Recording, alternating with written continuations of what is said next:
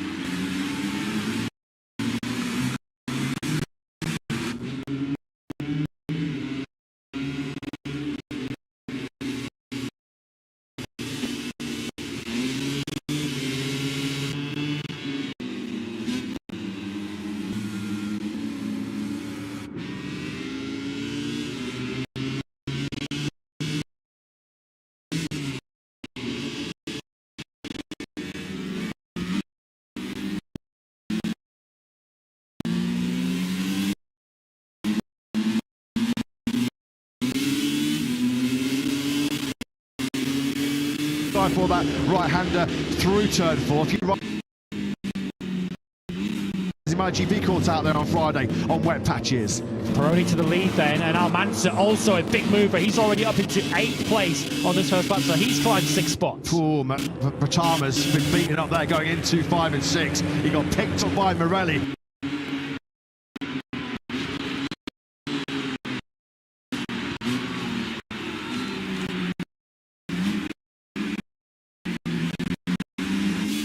Who's had a real strong start to this Brazil Grand Prix. Pironi then up from 5th to 3rd, and Beritamotogp getting picked up. It also allowed Danish back into 4th. A couple of the rookies inside the top 10 have had tough starts as Maret lunges up the inside of the pole sitter. Esteban Uriarte back from 6th to 12th, and Salmelo's also dropped places from the 3rd row back to 14th. Right, we now go into the horsepower shootout down towards this penultimate corner, turn 13, and now it's all about your drive. Got to get some good entry speed here.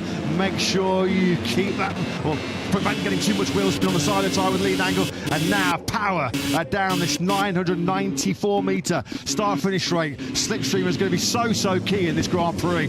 Taking the slipstream goes Maret. He goes side by side then with Pironi, and Marco Maret will lead here in Brazil. And Danish straight through into 2nd place. One thing to keep in mind, time information has just dropped from Pirelli. The top 2 in the race, Maret and now Danish, are both on the soft rear tyre. Pironi is on the medium. So this is new territory, isn't it? First time we've seen Maret lead the Grand Prix. Danish has recovered. He was as low as 5th on that opening Grand Prix. He's now within a 2nd. He's almost getting dive bomb into 4 though there by Pironi. Almanza to 4th now. He takes Beritamotogp into turbo. So both Almanza and Quiles rocketing up the order. Look at that tight inside line for Carpe, who's also trying to make progress. He's into the top 10 now. Yeah, David Almanza thought about a move there on Pironi as well, didn't he, going through this 5-6 complex. Almanza, well, nobody told him it was supposed to be hard to overtake here in Brazil. He's recovered, what, 14th up into 4th place, 10 places. We're not even completed lap 2. Top 2 in the championship, side by side into turn 10. That's Quiles through on David Almanza. So a championship battle potentially throughout the season. It's already kicking off in Brazil as Esteban's trying to make up ground, back up the order, having plummeted from pole position. Further down the order, Kelso's calling in 8th place at Carpe. Adrian Fernandez inside the top 10. Uriarte, who started in 6th, has not had a great start this Grand Prix. He's 11th ahead of Salmela. O'Gorman, Matani and Pini at the moment are occupying the points scoring places. They now just try and find the slipstream. Look at Quiles just trying to maximise that big hole in the air being punched by Pironi ahead of him. He darts out the right-hand side. Pironi, nothing he can do to defend, can he? Who's going to be late on the brakes? It's Quiles. Oh, 2 for 1. Quiles with great speed there down the start-finish straight. Between Danish and Pironi he goes up to 2nd. We have an Aspar 1-2. So he went from 4th over the line to 2nd, and he's soon going to take the lead here. Look at that, putting some serious manners on his young teammate Maret. And after 2.5 laps, Max Quiles has gone from 11th to the lead. Aspar have nicknamed Max Quiles the killer. Well, he's gone for the killer instinct there, and he went for the juggling on his teammate Maret, taking no prisoners at all.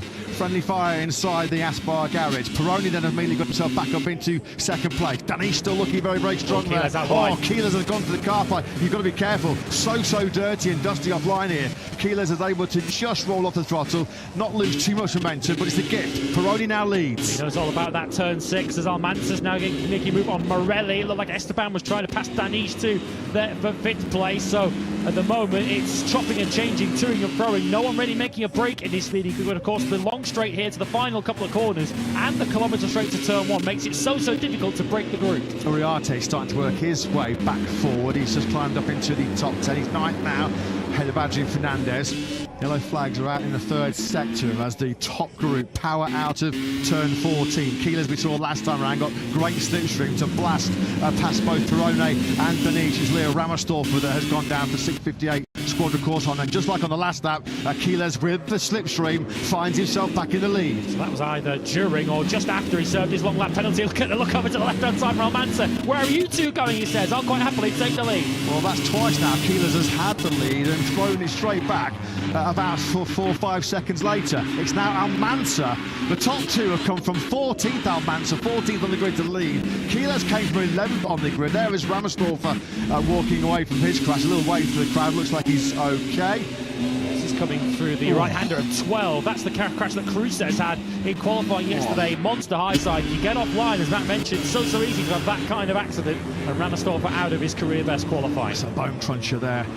for the Austrian. Let's hope he's going to be okay for next weekend's action over in Texas in Austin. Almanza, well, this is just eat, sleep, race, repeat as far as Almanza and Keyless are concerned. This is exactly what we saw from the pair of them a couple of weeks ago over in Thailand. Keyless on a revenge mission here. Almanza looking to continue this sensational start to 2026. It's 6 years since Albert Arenas in 2020 won the first 2 Grand Prix. Nobody's done it since. And he's really getting stuck into Carpe there all the way into the final corner. We saw a little bit of a feinter move from Keyless, but understandably, he doesn't want to lead onto this main straight because he would be punching the big air in the hole for everyone behind. As it is, he's riding through it, taking the lead back. Keyless almost on the green paint on the exit pit lane now as he chomps across the nose of Perone into this downhill fast braking zone for this long right-hander. It seems like it goes on forever, doesn't it, these first couple of right-handers, and then they'll attack hard towards a real high-speed turn 3. This is really where fortune favours the brave. Got to be careful now, slight uphill braking zone into turn 4. It's still Almanza from Keyless, Perone there in 3rd, Perone still looking strong in 4th place, head of Danish, Carpe, Esteban, the pole starter, Fernandez, Beritamotogp and Salmali are top 10. A gap now starting to open up behind Mitani, who's in the final points position in 15th place, to Eddie O'Shea, who's leading that second group in 16th. So the first sign of a split in this leading group, but the points finishers, or the point scorers as it stands, all still very much together as we're on lap 5 of 24. David Almanza then back in familiar position in 2026 already, isn't he? Winning that absolute classic to kick off Moto3 in 2026. There's never been a closer finish in Moto3 history between the top 2 in this Grand Prix right now. Once again, it's a story, a tale of 22 versus 28.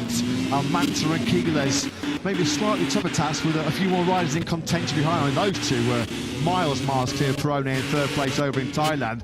Almanza's got a bit of a breather here. He had a brilliant run through 13 and 14 there. Almanza, he's broken the slipstream here. There's no way Keyless is surely going to get close enough. It was interesting to see the different lines through the chicane of 10 and 11 too. Almanza taking a bit more of a wider line, whereas Keyless looked to try and straight, short line that turn 11 right-hander, and it gave Almanza a much better look at 12, and he just pulled a few metres away from Max Keyless. But of course, with the long straight here down to turn 1, Almanza, no matter how hard he tries, he's going to get reeled back in again. 19 laps of that Thai Grand Prix. Almanza led 17 of them, and crucially, the last one of them is Esteban starting to work his way back forward. He was as low as, what, 7th or 8th early on from pole position, now back into 4th. Lovely move that on Morelli, who's still in P5. Morelli's trying to take that one back again as he takes that inside line, perhaps attacking and defending all into one, because he's got Danish right behind him on the first of the MSI bikes. Then it's Carpe next up in 7th, and Adrian Fernandez, another rider starting to make progress up the order on the Leopard Honda. He started in 12th, he's now up to 8th. It's been a good lap this so far for Guido Peen. He's picked off Salmella and O'Gorman. Peen on the Leopard Honda has now got himself up inside the top 10. He's just behind Beritamotogp, who's lost 5 places early on from 4th on the grid down to 9th spot. Peen still there in 10th place. There's a good battle lap down between him, Salmella and O'Gorman. Keyless responding on this lap and closing in once again on Almanza. That's the battle for 3rd place then, Perone and Esteban. So at the moment, the top 3 in this race, the same top 3 we had at the checkered flag in Bahrain, although Esteban looks like he's about to change that.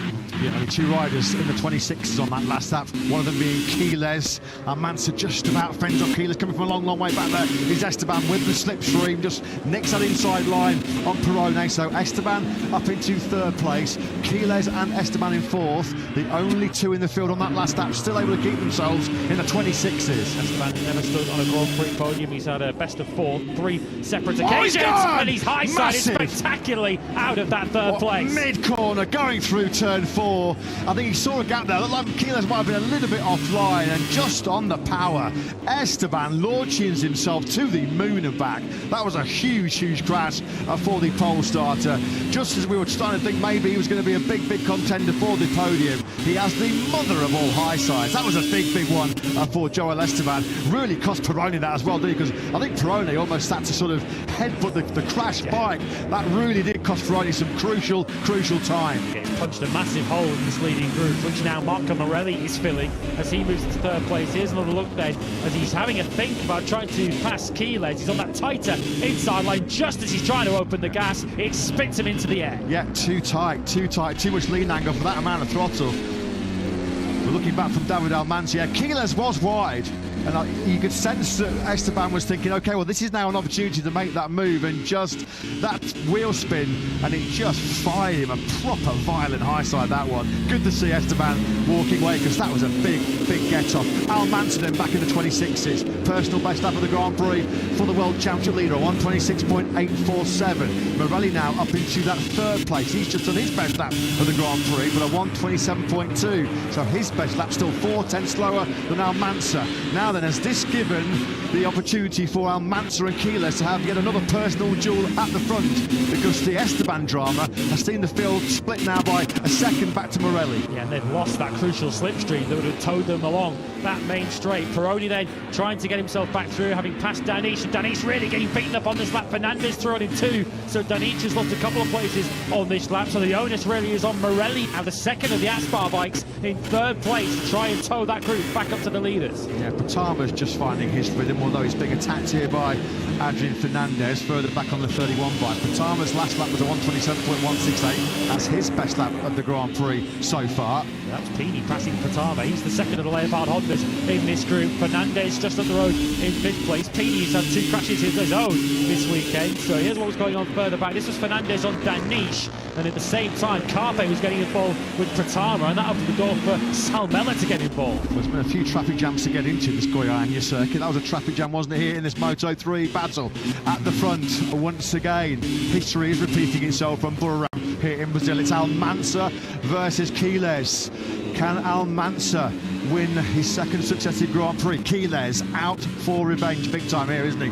He was smarting when he lost that Grand Prix to Almanza 3 weeks ago. He thought he had it at that last corner. Almanza going super defensive on that long run down to the final turn. Further down the field, Danish coming under more pressure, going through turn 4, looking to try and find a way back to an Adrian Fernandez.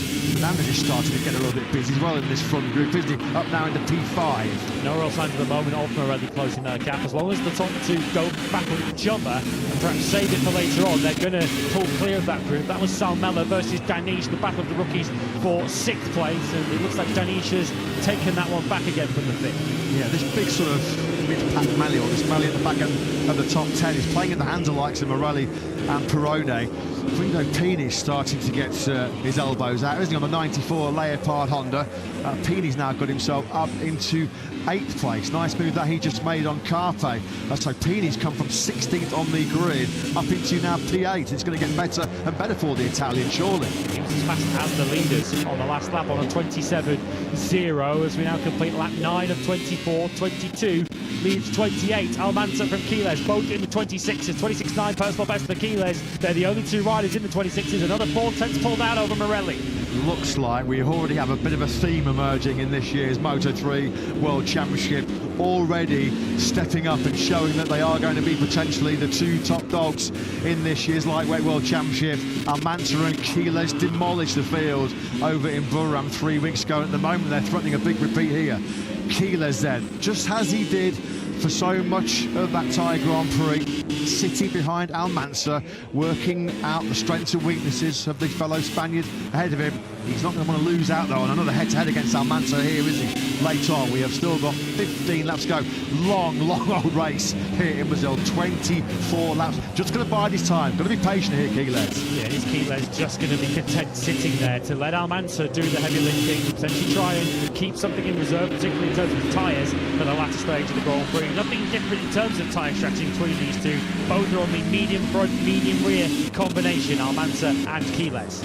Yeah, that gap now is up to 1.5 seconds between Quiles and Morelli. Morelli's got a 4/10 of a second breather, almost half a second breather back to Perone.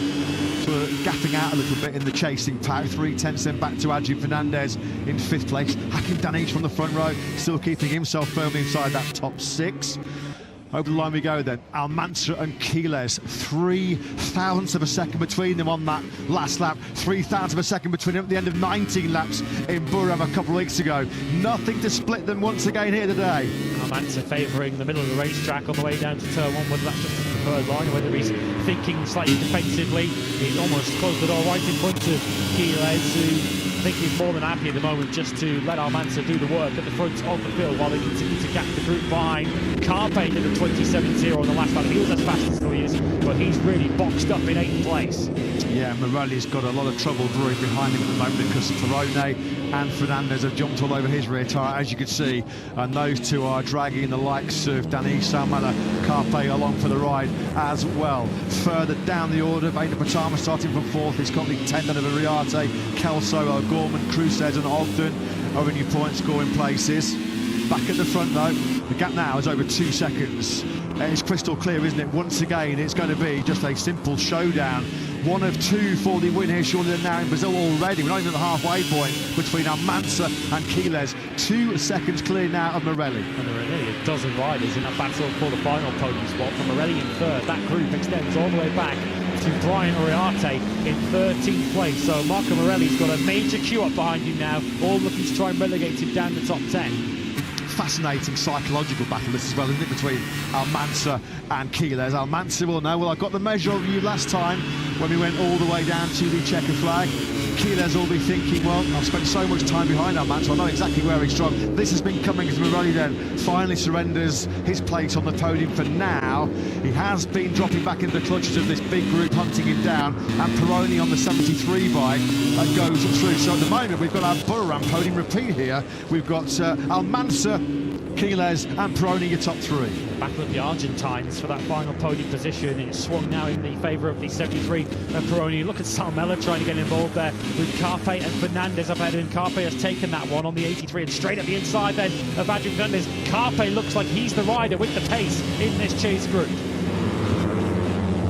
Yeah, Salmela is impressive as well, isn't he? Just his 2nd Grand Prix. His last lap was a 1:27 flat, which is very impressive pace given the kind of track that he finds himself in. He'll be helped by a little bit of a slingshot down the start-finish straight, dragging him over the line. It was a bit of a moment there, wasn't there?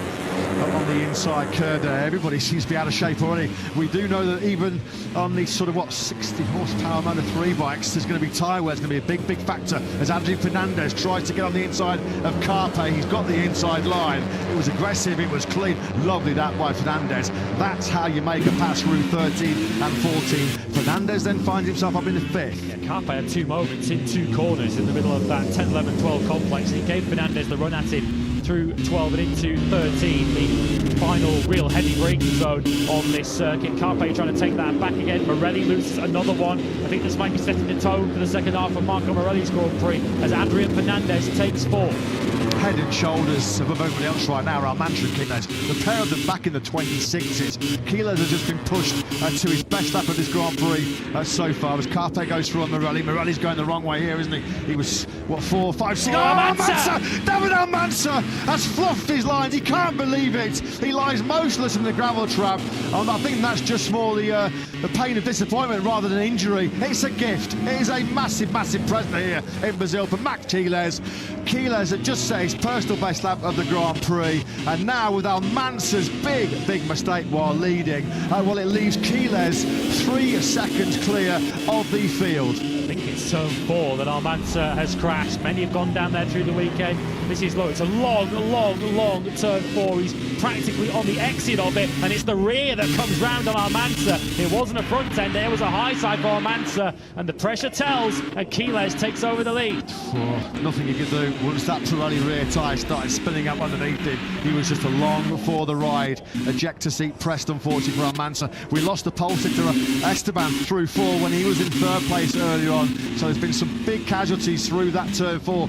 Big casualties all weekend, to be honest, through that 4th corner. With the slipstream goes Carpe through on Perrone, and now through on Fernandez in the brakings over the 1st corner. Is he going to get it stopped? He runs a little bit wide. Fernandez will cut back to the inside line. So 3.5 seconds clear then now.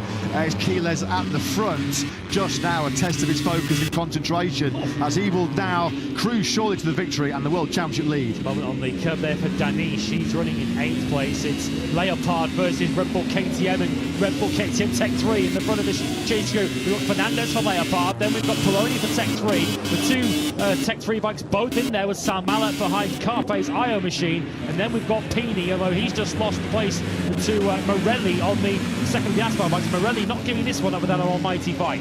Just shows what constant pressure can do Scott Ogden, unfortunately, has crashed out of this Grand Prix. Quiles was just constantly hounding, wasn't he, David Almanza? Never gave him a millisecond breather at all, just as we saw Marc Marquez and Fabio Di Giannantonio in the MotoGP sprint yesterday. On this occasion, it was Almanza that blinked. Let's hope he's okay, because it was, again, a nasty high side that he suffered on the exit of that fourth corner. You can keep a track on your runaway race leader now, Quiles, in the top left-hand corner of your screens. But this is a real big battle. A whole bunch of riders here in contention for potentially 20 points in a second place. It's being led by Fernandez. They're 4.1 seconds behind Quiles, but there's 1.6 seconds down from Fernandez to O'Gorman in 12th. Big moment there on the brakes for Carpe. Once again, he's going to sail out wide and lose that back to Adrian Fernandez. This is really a test of Quiles' concentration now out in the front of the race, because he is miles quicker than anyone else out on the racetrack. The only rider with a prayer of stopping him, because the red flag has come out. Red flag with still 10 laps to go in this Grand Prix, which is bad news for Max Quiles. His 4-second lead is wiped out. Red flag then thrown on lap 15 of 24 here. We'll get a restart. We are not at the three-quarter race distance point. That would have been lap 18. So Max Quiles is going to have to restart this one with his lead wiped out. A lead which at the end of lap 14 was ginormous. It was 4.1 seconds. The race will be restarted. 2/3 distance not completed. Oh, Max Quiles, look at that. They can't believe it, can they? And see Moto Aspar. Quiles in cruise control there. He's going to be mighty frustrated. We don't have any indication yet as to why the race has been stopped, unless it was for the Scott Ogden crash, maybe. Scott Ogden had crashed a couple of minutes ago. We didn't get a replay of the Brit going down either for CIP green power, so we won't speculate until we get some concrete information. But the red flag, what we can say for certain is the red flag has brought a premature ending to the initial running of that Brazilian Grand Prix. Well, I guess it's one of the knock-on effects of such a short lap here, 3.8 kilometres of this circuit, that if we do have a crash with either a rider in the gravel trap or the circuit blocked by either a bike or some gravel, they don't have much time, do they, to clear anything away. Just about a minute and 30 seconds, minute 27, before the riders come right back round again. And so I guess that was always going to happen. That is Almanza, who is absolutely distraught. I don't think his bike is there with him in the pits. He was a couple of laps behind, of course, so I don't think Almanza is going to be able to restart this Grand Prix. Even if he did, he'd have to start from the pit lane. Here's another look at the high seat, lit up, and much like, of course, the crash earlier on in the race for Esteban through turn 4, absolutely nothing that Almanza could do once the rear lit up. There's absolutely nothing as well to console him inside that Dynavolti intact garage at the moment. He is beside himself. He'd ridden quite brilliantly up until that point. He'd ridden brilliantly. The race is going to be restarted, and it's going to be a 5-lap dash, a 5-lap sprint. Max Quiles, 4.1 seconds clear. Let me check in the lead he was when the red flag was thrown. We had Fernandez second, Perrone was third, Carpe was fourth, Rico Salmela was having a blinder, wasn't he? The Finn in 5th place, Pini was 6th, and there was Morelli, Uriarte, Danish and Pratama were inside the top 10. There is David Almanza on the left-hand side of the picture there, from the 125cc winner, Peter Ayrton, just trying to offer some words of comfort, scant consolation right now for Almanza. Oh, the ups and downs, the highs and lows of a professional Grand Prix motorcycle rider. The ultimate high was his first Grand Prix success in dramatic fashion in Buram 3 weeks ago, and then brought flashing back down to earth quite literally with that massive high side out of the lead here in Goiânia. It's a long season, 22 Grand Prix, so it's way too early to be talking about how serious that could be the World Championship for David Almanza, but we're already seeing a pattern emerge, as you mentioned earlier on, but it might well be Almanza and Quiles as the clear top 2 in this Moto3 World Championship, so an error that you can scarcely really afford to make. As you can see there, confirmation, race 3 restarted for 5 laps. The grid will be based on lap 14's standing, so the grid will be Quiles, Fernandez, the rider just in this picture there behind one of his crew members. Perrone will complete the front row of the grid in 3rd. It will be Carpe, Salmela and Pini on row 2. Morelli, Uriarte and Danish will be your 3rd row ahead of Pratama, Kelso and O'Gorman. O'Shea, Batani, Cruces, 5th row, then Batelli, Yamanaka, Moodley, Buchanan, Carraro and Jesus Rios. Almanza was 2 laps behind and of course did not rejoin the racetrack, so he will not restart. It's going to be Brazil take 2. Was there a lot of gravel that maybe got brought on by one of the crashes earlier on? Do you have any information about what caused the stoppage? Turn 4, here we go. So there is Scott Ogden crashing out. He was outside the point scoring places. Fairly standard crash, didn't it? Just on the very tail end that we saw of it. But this was what I mentioned earlier on, of course, but it's such a short lap here that if a rider is hurt in the gravel trap and is unable to immediately get to their feet, it's so quick before the field come round again. Well, Mansa's bike is back in the pit, so potentially he's not out of the race. What we do know from what happened in Moto2 back in Buriram when riders were a lap or more behind at the time the race was stopped, is that even if Almanza does get himself back into the race, the best he can hope for is a start from pit lane.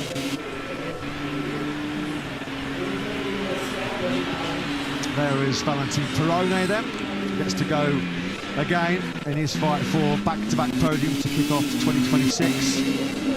He was one of a whole bunch of riders that were involved in that heated battle for second place. Confirmation from Jackie pit lane that David Almanza will not take the restart. Clearly didn't get the bike back in time.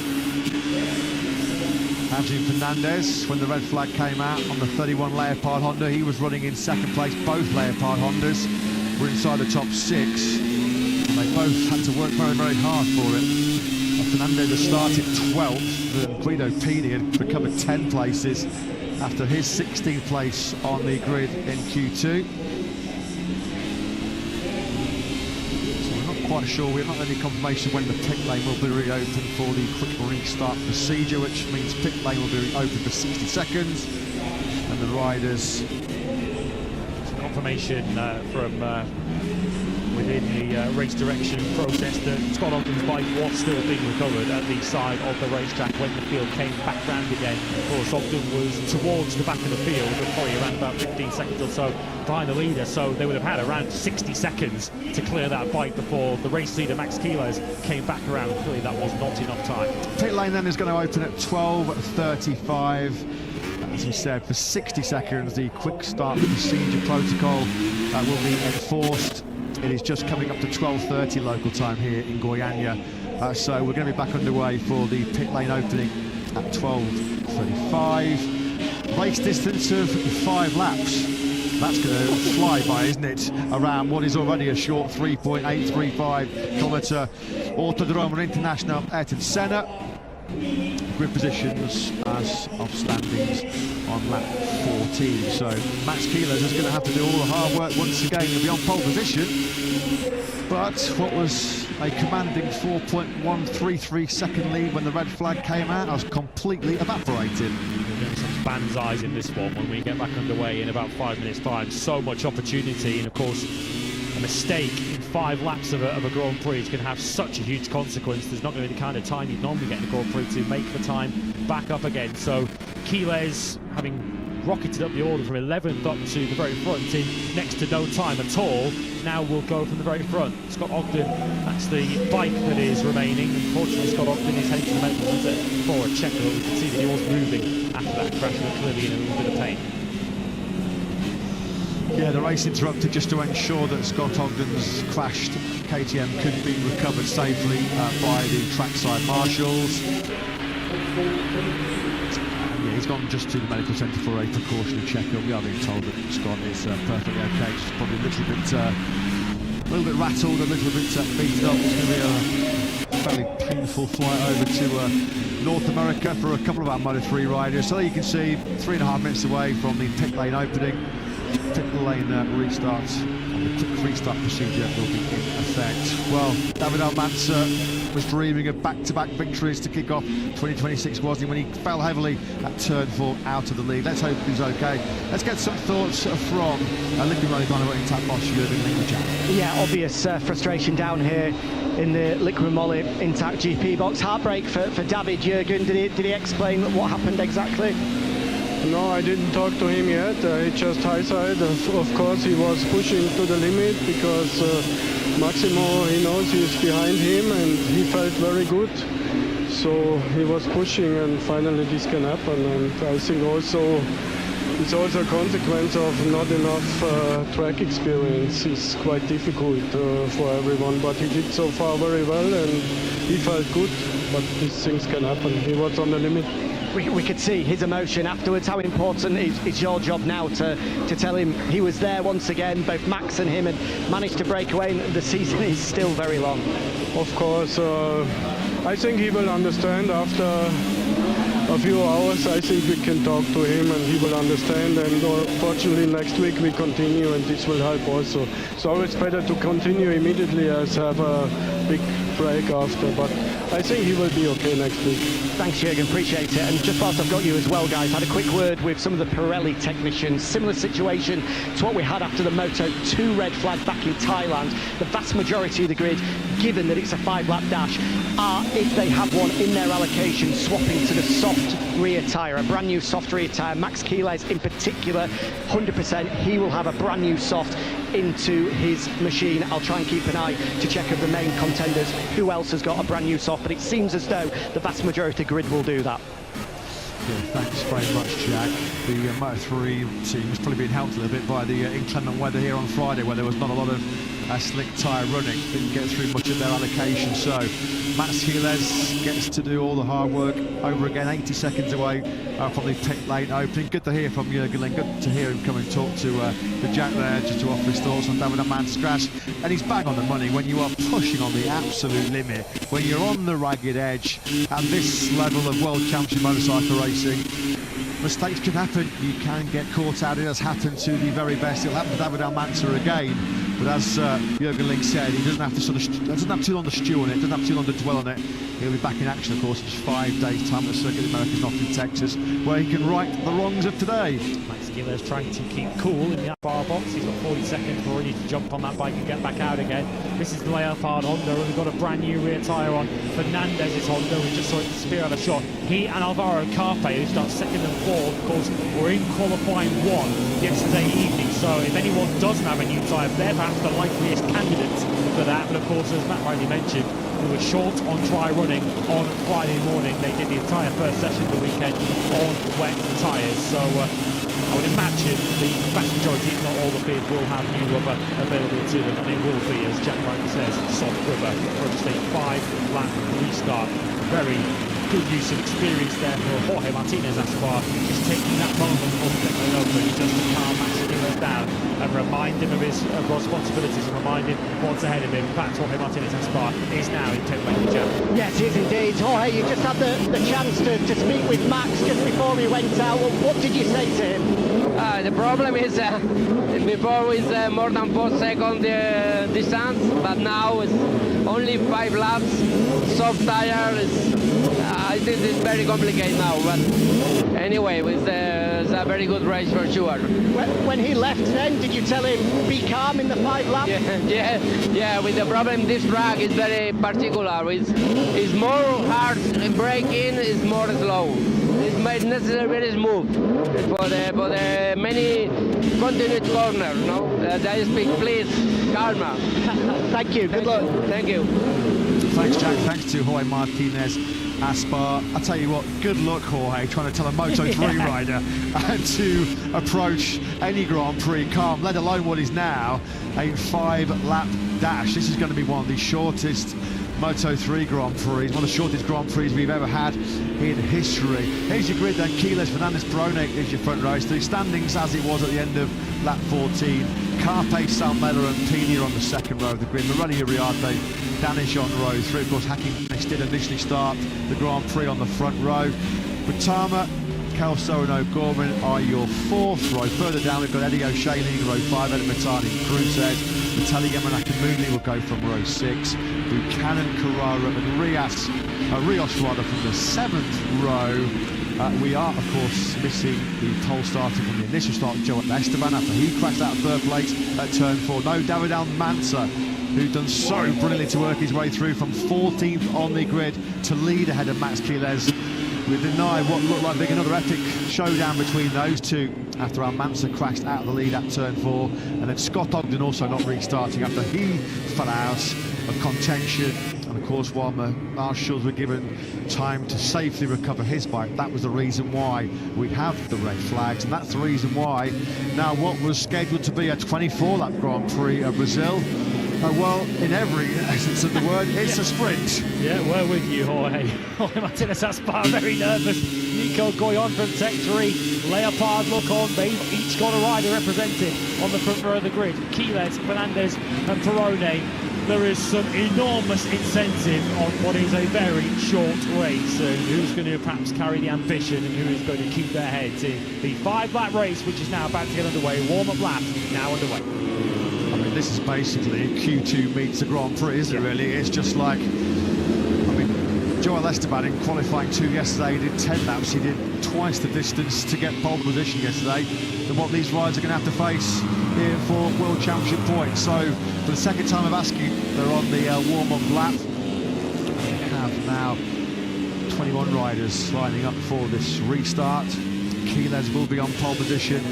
Just got to put that frustration, block it out of his mind, having been, well, 4.1 seconds clear of the pack. I mean, he was absolutely nailed on, wasn't he? You felt for that 4th Grand Prix success. It was just all about him managing his own levels of focus and concentration. Well, there was a big fight building behind him for second at that stage, which involved the likes of Fernandez, Perrone, Carpe. Salmela was really catching the eye. He looked really, really good with Rico Salmela. The Finn, who started the initial Grand Prix 9th in this restart, he'll go from 5th. And there are some riders in this battle who are going to feel like they've nothing really to lose. Perhaps don't consider themselves as serious title contenders, maybe willing to throw a little bit more caution to the wind than some of our established stars go for broke. 5 laps around this 3.835 kilometre Goiânia circuit. The riders then coming back on the starters' orders once again on this revised grid. Pole position that initially went to Joel Esteban. He's not in this restart. Now on pole position is the 28 bike of Max Quiles. Adrian Fernandez slots into 2nd place. That's 10 places higher up than, well, both Quiles and Fernandez have moved up 10 places compared to where they initially started this Grand Prix. 1st and 2nd from 11th and 12th respectively. Perrone, well, he's actually dropped back 1 place, still in the front row, but 2nd down to 3rd. So here we go then here in Goiânia, Moto3 take 2. We're racing once again here in Brazil in Moto3. Max Quiles has made a brilliant start from that surprise pole position here as they make this long run down to the 1st corner. Trying to pick up some steps behind him goes Adrian Fernandez. It's Perrone in 3rd place. Perrone, who had a good start in the 1st running of this Grand Prix, going a long way around the 1st corner, but Quiles has absolutely nailed this 1st split. Perrone was 7th on the grid for the restart. He's already gained a couple as Quiles looks to try and pick up exactly where he left off around about 15 minutes ago. That looks like Salmela and Perrone trying to barrel up the inside. Perrone takes a very brief 2nd place, and we've got a pilot further back with what looks like Rios and Bertelli. It is, and Matteo Bertelli had a right whack on the head there. Matteo Bertelli, as they went through turn 4, that we always kind of felt was inevitable as everybody's hungry to make up early places in this 5-lap sprint here. Quiles sprinting away at the front of it as well as he runs wide through the blue paintwork there. No track limits problem there for Quiles. Yeah, he's just getting his head down there and just pulling away at the front of the field again. That's a big move up the inside there, but what looks like Pratama trying to make up some early ground. So the top 2 unchanged. Carpe now holds 3rd. Pini's made some big progress. He's up 2 spots. Quiles does not want this to be a big battle, does he? He just goes, I'm out of here, guys. I'm checking out. I don't want to be involved in any kind of late shenanigans. I'm just head down, full gas here, and just trying to put a bit of daylight between himself and the chasing pack. Here we go then. We're just about to tick off this 1st of 5 in the shortened Grand Prix of Brazil. The incident between Rios and Bertelli will be looked at after this short Grand Prix. Quiles then almost half a second clear of Fernandez as we start lap 2. Yeah, and it looks like Carpe's the one with the pace here in this chase group. Carpe straight through into 2nd place. Salmela is trying to make a move on Pini there. Look at that. Fernandez never arrives to be pushed around, is he? This is all playing into the hands though of Quiles. Got no time to build up any kind of rhythm here. I mean, build up any kind of pace, you've just got to get your head down and go gung-ho for it. Through 4 we go. Quiles still, what, 4/10 of a second he is clear of Fernandez. He's built up that nice little buffer here. What Quiles needs behind him is this little battle to really start to tough it out. Carpe darts to the inside line on Fernandez. Bit of payback there as they go through 5 and 6. Yeah, Carpe clearly feels that he's got the pace to at least get after Quiles. Let's have a look further back, looking for the yellow snipers Honda of Rios. He's on the inside there and straight up the inside and scooping up Matteo Bertelli. I think the stewards will be looking particularly in Jesus' direction for that one. Poor Matteo Bertelli, who this time last year, of course, was celebrating his very first career podium over in Austin, and then he had a career-threatening leg injury and a training accident. Nightmare year for Bertelli. Here is Quiles then.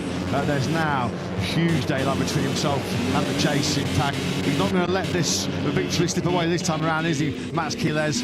Last lap heartache for him over in Buram a couple of weeks ago, but over the line now, he's 8/10 of a second clear of Fernandez. Fastest ride on circuit though is his Aspar teammate Morelli on the 97 bike with a 1:26.252. And Morelli on the inside of what, 4 or 5? Absolutely awesome that by Morelli, using all the top speed of that KTM in the slipstream. He has gone up into, well, he came on the line in 5th. He's now 2nd.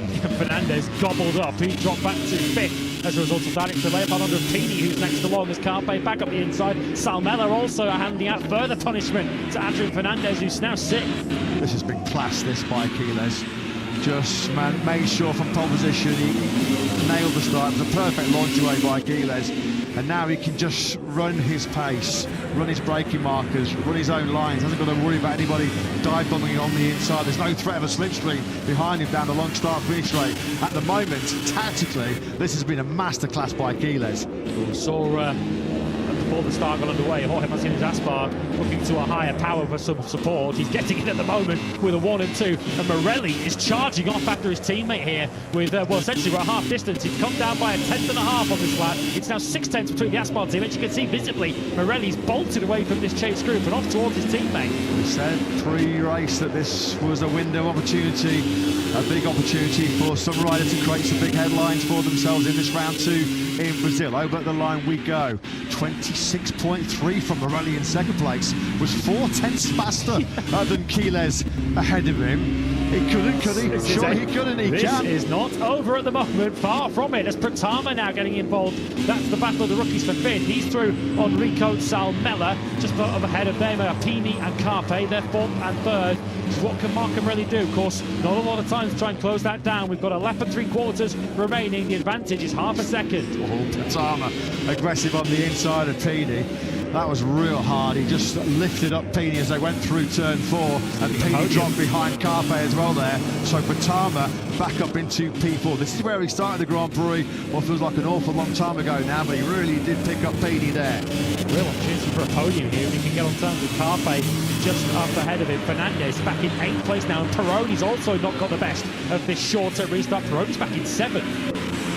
Just lacking confidence on that fresh rear Pirelli tyre. Pini gives a bit of payback immediately to Carpe. That was a hard move as they went through 10 and 11. Now down this sort of short straight, down the brakes into 13. Now it's just all about the drive that you get out of this final corner. And Morelli is closing in here on Quiles. You can just see the Aspar duo move out of your picture now. We've picked them up out of this final turn. It's Quiles then who will come over the line ahead of Morelli. We are on the last lap here of this 5-lap sprint. Quiles is trying to respond to. He's just done a 1:26.589, his best lap of the Grand Prix, but he was still 2/10 slower than Morelli behind him. Oh, you can see how hard Quiles is pushing as well. He had a bit of movement on the front end there into the first corner. Yellow flags are out there at turn 1, but Quiles wasn't exactly under any pressure anyway. But has he got enough time here? And because it's such a short lap, has Morelli got the option on this final lap to A, catch Quiles and then pass it? And here is Pratama, who made this brilliant aggressive move on the last lap. Oh, block pass on Carpe going through 4. We might be on course for history here. Never has an Indonesian rider at any level finished on a World Championship podium. History beckoning for the 17-year-old Beta Pratama. And Morelli is right with Quiles too as they went through 6. So Marco Morelli, of course, the finish line is about halfway down the main straight. We know how quick Morelli is last part, but can he slipstream his teammate meters from what seemed like a certain victory? Well, this is a dream situation as far as the Aspar team are concerned. But Morelli is starting to smell blood here, isn't he? Morelli on course to pull off what would be a big shock at one stage in this Grand Prix. Keyless looks at the big screen there on his right-hand side as they go down through towards turn 13. He was 0.8 of a second clear. Is he going to hold on and get it over the line? We're into the final two corners now. Keyless, all he has to do is pick up the throttle at perfect.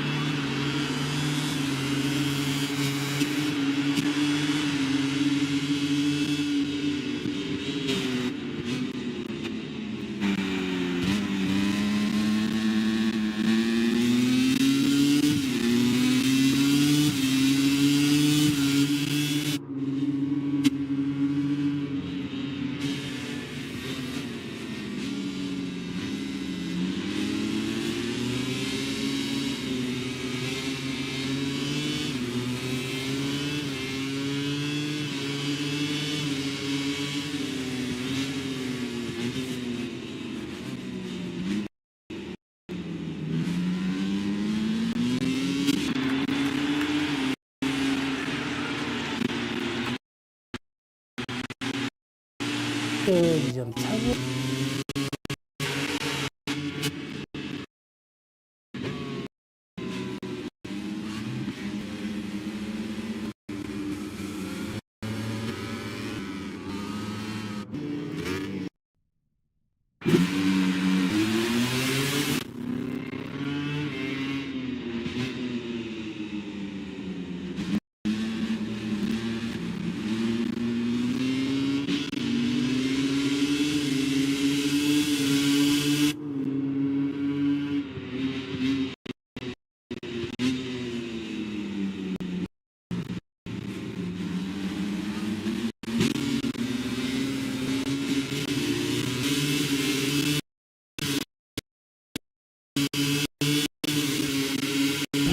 just could not string the lap together.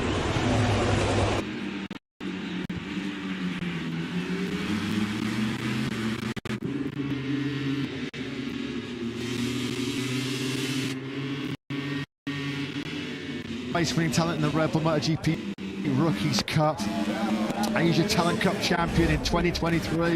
He ran right that year with 9 victories, another product of the brilliant Asia Talent Cup Road to MotoGP feeder system. Of course, we saw Ayagura a couple of years ago. He's become the first ATC champion to win the Grand Prix World Championship. Well, the ATC has unearthed yet another. Start Rhodes back in 7th. And the new points leader, clearly, Max Keyless. Furtado was hanging on for for both Morelli and Pratama, a glimpse into the future of Moto3, but the start of right now, and the new points leader, clearly, Max Quiles. Pratama was hanging on for dear life at the end. Carpe almost got him over the line. It was 900ths of a second between Beritamotogp and Carpe. Whoa, what a race that was. It's unfortunately back-to-back fourth place for Alvaro Carpe. Just misses out on the podium once again. First Moto3 rostrum then for Marco Morelli. It was almost his first win. He was less than a tenth and a half away from denying Quiles late on. But without any question,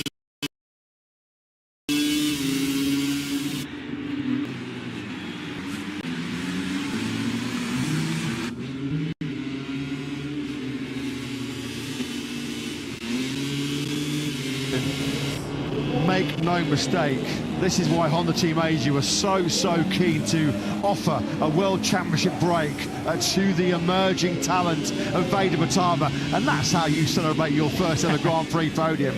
A massive stand-up wheelie down the back straight.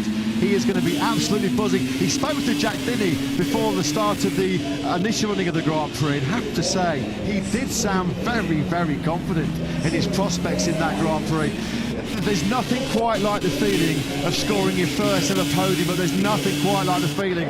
It is that extra cherry on top of the cake to be your country's first ever Grand Prix podium finisher.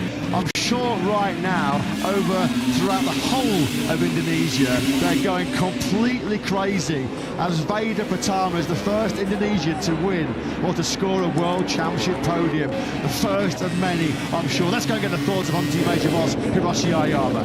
Hiroshi, what an unbelievable performance by Vader. Only his second Grand Prix, the first ever Indonesian on a Grand Prix podium. This is quite the moment. Well, he did quite well. He was quite calm in the race, you know, only 5 laps race. Could happen everything, but I think he put everything under control. He take all the chances, so he started from 10th position to finish third in these 5 laps. It's incredible. Nice race. How big of a talent is Vader? Wow, easy to see. He has quite a big talent. Also, his mind is quite good way, so we are very happy about his potential. Congratulations. Thank you. Something here he sings down in Park Ferme. 1-2 for Aspar, a first podium for Beritamotogp. Thanks very much, Jack. Thanks to Honda Team Asia boss Hiroshi Ayama. Pratama's 5th place in Buran was the best ever result in a Grand Prix by an Indonesian rider. Well, it just keeps getting better and better and better. Who knows what lies in store for Pratama? But quite clearly, I mean, this young kid is some talent. A proven race-winning talent in the Red Bull MotoGP Rookies Cup. Asia Talent Cup champion in 2023. He ran right that year with 9 victories. Another product of the brilliant Asia Talent Cup Road to MotoGP feeder system. Of course, we saw Ayagura a couple of years ago. He's become the first ATC champion to win the Grand Prix World Championship. Well, the ATC has unearthed yet another gem, hasn't it? Beritamotogp.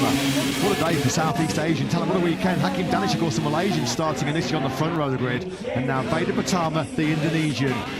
His first World Championship podium and just his second Grand Prix start. One to watch, folks, for the future. It's Morelli, of course, who takes second in the championship. He finished up ahead of Pratama. He won't give a jot about that at the moment, Paul Vader. He will just be enjoying a first visit to the Grand Prix podium, the first of what are going to be several visits to a Grand Prix podium. He is the real deal, make no mistake about that, as is Max Quiles, congratulated by the MotoGP World Champion, Marc Marquez. There was a reason so many picked Max Quiles as the runaway World Championship favourite. We will never know ultimately whether he would have beaten David Almanza this afternoon had Almanza kept running, but that's the name of the game. Almanza crashed while under that intense pressure. That denied him the opportunity to restart, and Max Quiles took full advantage. Yeah, and Quiles will feel like justice has been served. When the red flag came out after the Scott Ogden crash, he was 4.1 seconds clear of anybody else on circuit. Mario Aggi ahead of the Moto2 race, congratulating Beritamotogp. Well, this is so sweet. The first ever Indonesian rider on a Grand Prix podium, Beritamotogp with Jack. Vader, what a ride. In only your second Grand Prix, you are onto the podium and you become the first rider from Indonesia to ever do it. How much does this mean? I don't know, incredible. Today, yes, I did really good job. Even before the red flag, I struggled in the race to manage the rear tire, but yeah, finally I finished top 3 in my second Grand Prix, and it was my biggest achievement right now. So yeah, for sure, I want to say thank you so much for all the Indonesian people and all the Indonesian people and all the sponsor, my family who was in Indonesia, and yeah, thank you very much. It's incredible.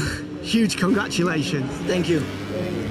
There are millions and millions of MotoGP fans right now that were watching that special moment in Grand Prix history. This was the key move. He made a couple of really hard moves into that turn 4. That was on Carpe late on. And at that stage, Beritamotogp was dreaming of the podium, but he's proof that dreams do come true. Honda Team Asia celebrating a moment of Grand Prix history. Marco Morelli on the podium in second place. But I thought at one stage he was going to hunt down Mats Killers for the win. Let's get the thoughts of Morelli with Jack. Marco, what a performance that was. That 5-lap dash was right up your street. I'm sure you were praying that actually it was 6 laps because your pace was phenomenal. Where did that come from to catch Max like you did? Yeah, well, we did a fantastic job during all the weekend. We felt quite well with the bike, and in the FP2 we work a lot this, no? So the feeling was good, but the problem is when we start the first race, let's say, I was not feeling well on the back.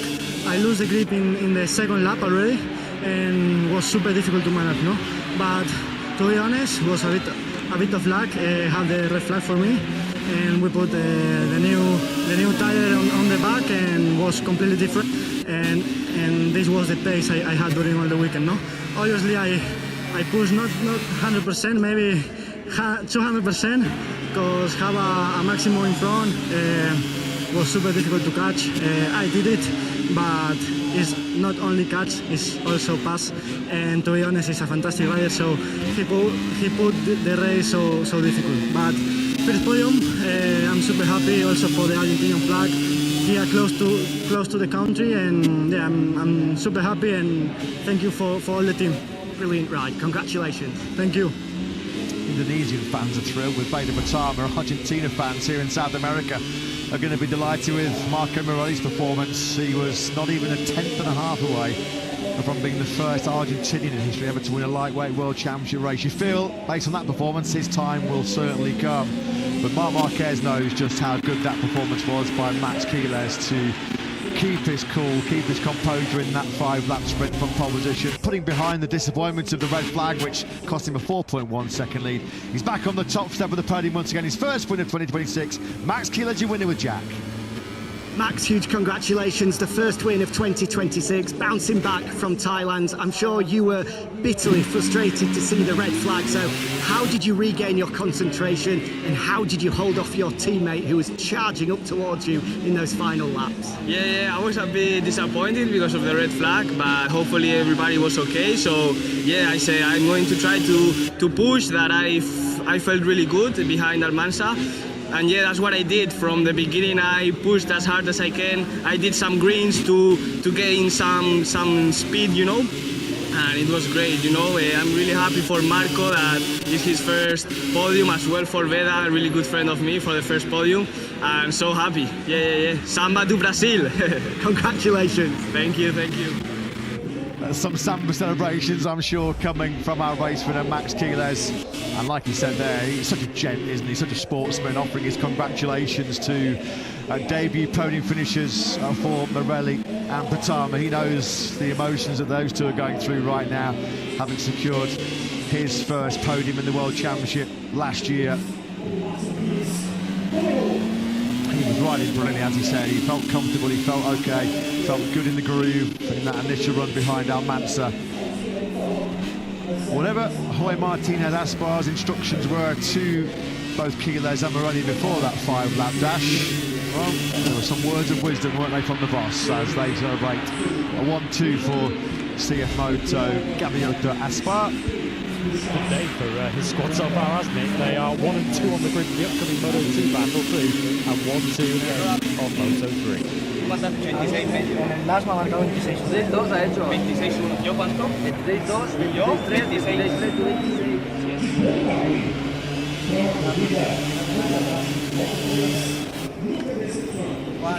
Well, just as it was over in Thailand, it's a golf buggy trip back to the podium.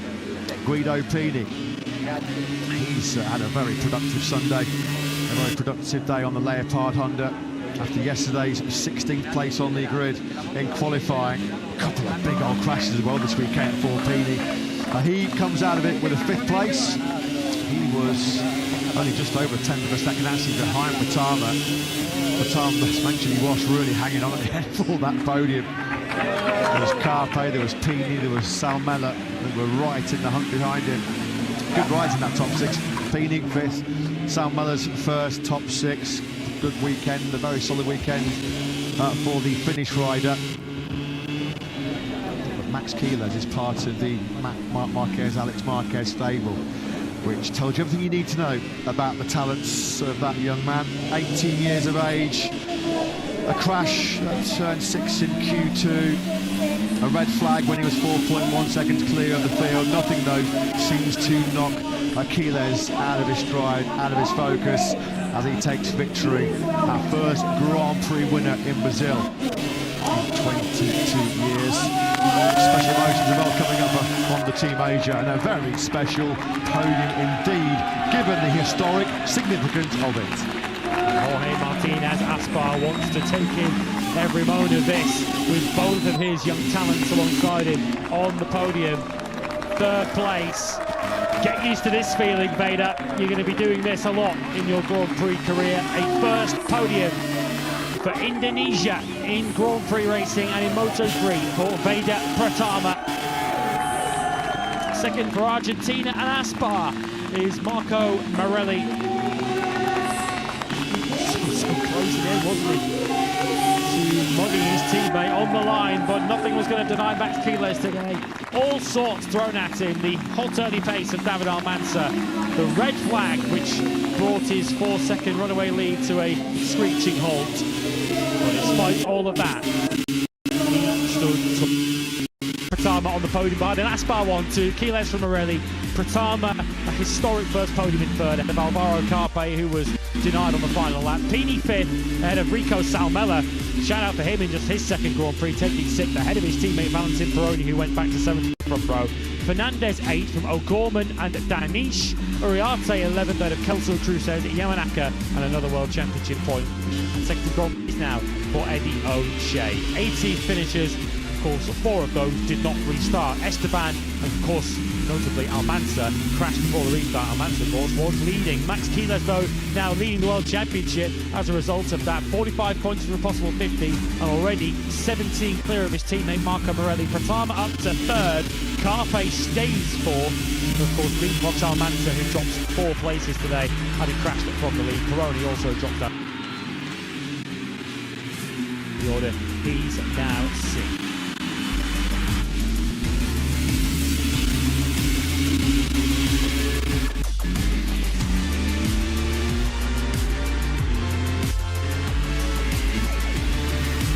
KTM, of course, leading the constructor standings by 23 points. Vader Beritamotogp, of course, has been top in both Grand Prix so far. And in the team standings, CF Moto Aspar with a 33-point cushion already over Red Bull, KTM, IO. Dyna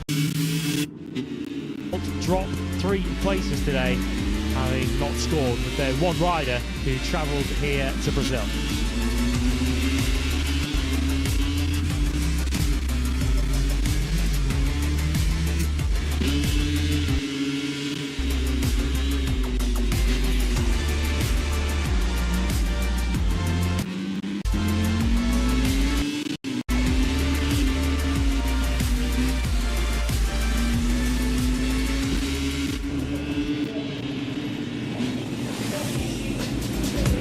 have some highlights. Of course, this was the first start of this Brazilian Grand Prix. We made 14 laps in before we had to call a halt to proceedings. Joel Esteban going from a medium pole position in the Moto3 class.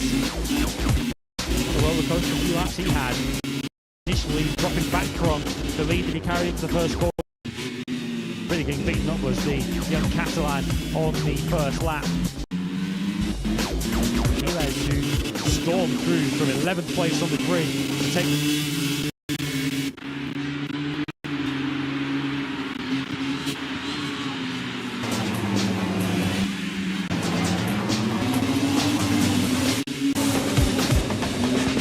Esteban was on a charge mission back up the order until that moment. A violent high side for the pole sitter took him out of the proceedings just as he was back into the podium spot. The top two were streaking clear. Peroni holding third place, but the leading pair were some 4 seconds off the road. That leading pair though became just one as Almanza high sliding coming out of turn 4, losing any hope to challenge Quiles for a second victory out of 2. The crash for Scott Ogden just a couple of laps later. The race was halted. Almanza though ineligible to take part in the 5-lap sprint. Max Quiles started exactly where he left the previous incarnation of this Brazilian Grand Prix, storming into a fairly comfortable lead as the battle race behind him for second place. Rios and Bertelli though wouldn't make it past turn 4 at the restart. Pratama launching his bid for a first career podium with a move on the last lap to take Carpe. While this was going on, the Aspar duo were closing together with Morelli launching a late challenge to try and deny Max Quiles victory. In the end, there was little to separate them out of the final corner, but Quiles had enough in hand to take his first victory of 2026. Maiden podiums for both Morelli and Pratama right behind him. History made in Moto3 in Brazil. Quiles, though, takes your World Championship lead as we head to Austin next weekend. Of course, the place where Quiles made his debut last year. Moto2 is on the way next.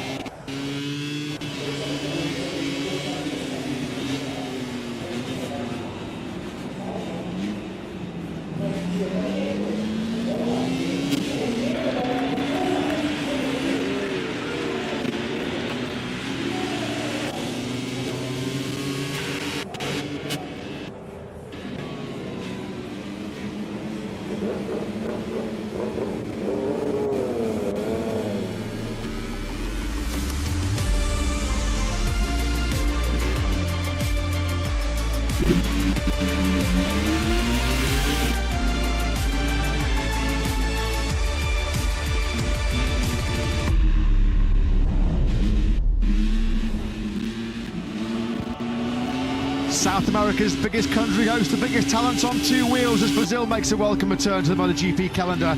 We're in the vibrant city of Goiânia, based right in the heart of central West Brazil, where samba and speed combine to deliver a dramatic day of high-octane action.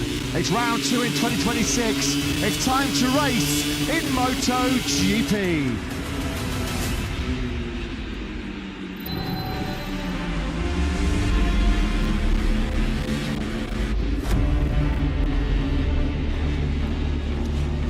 There is downtown Goiânia, a city which has not featured on the MotoGP World Championship calendar in 37 long years, all the way back to 1989.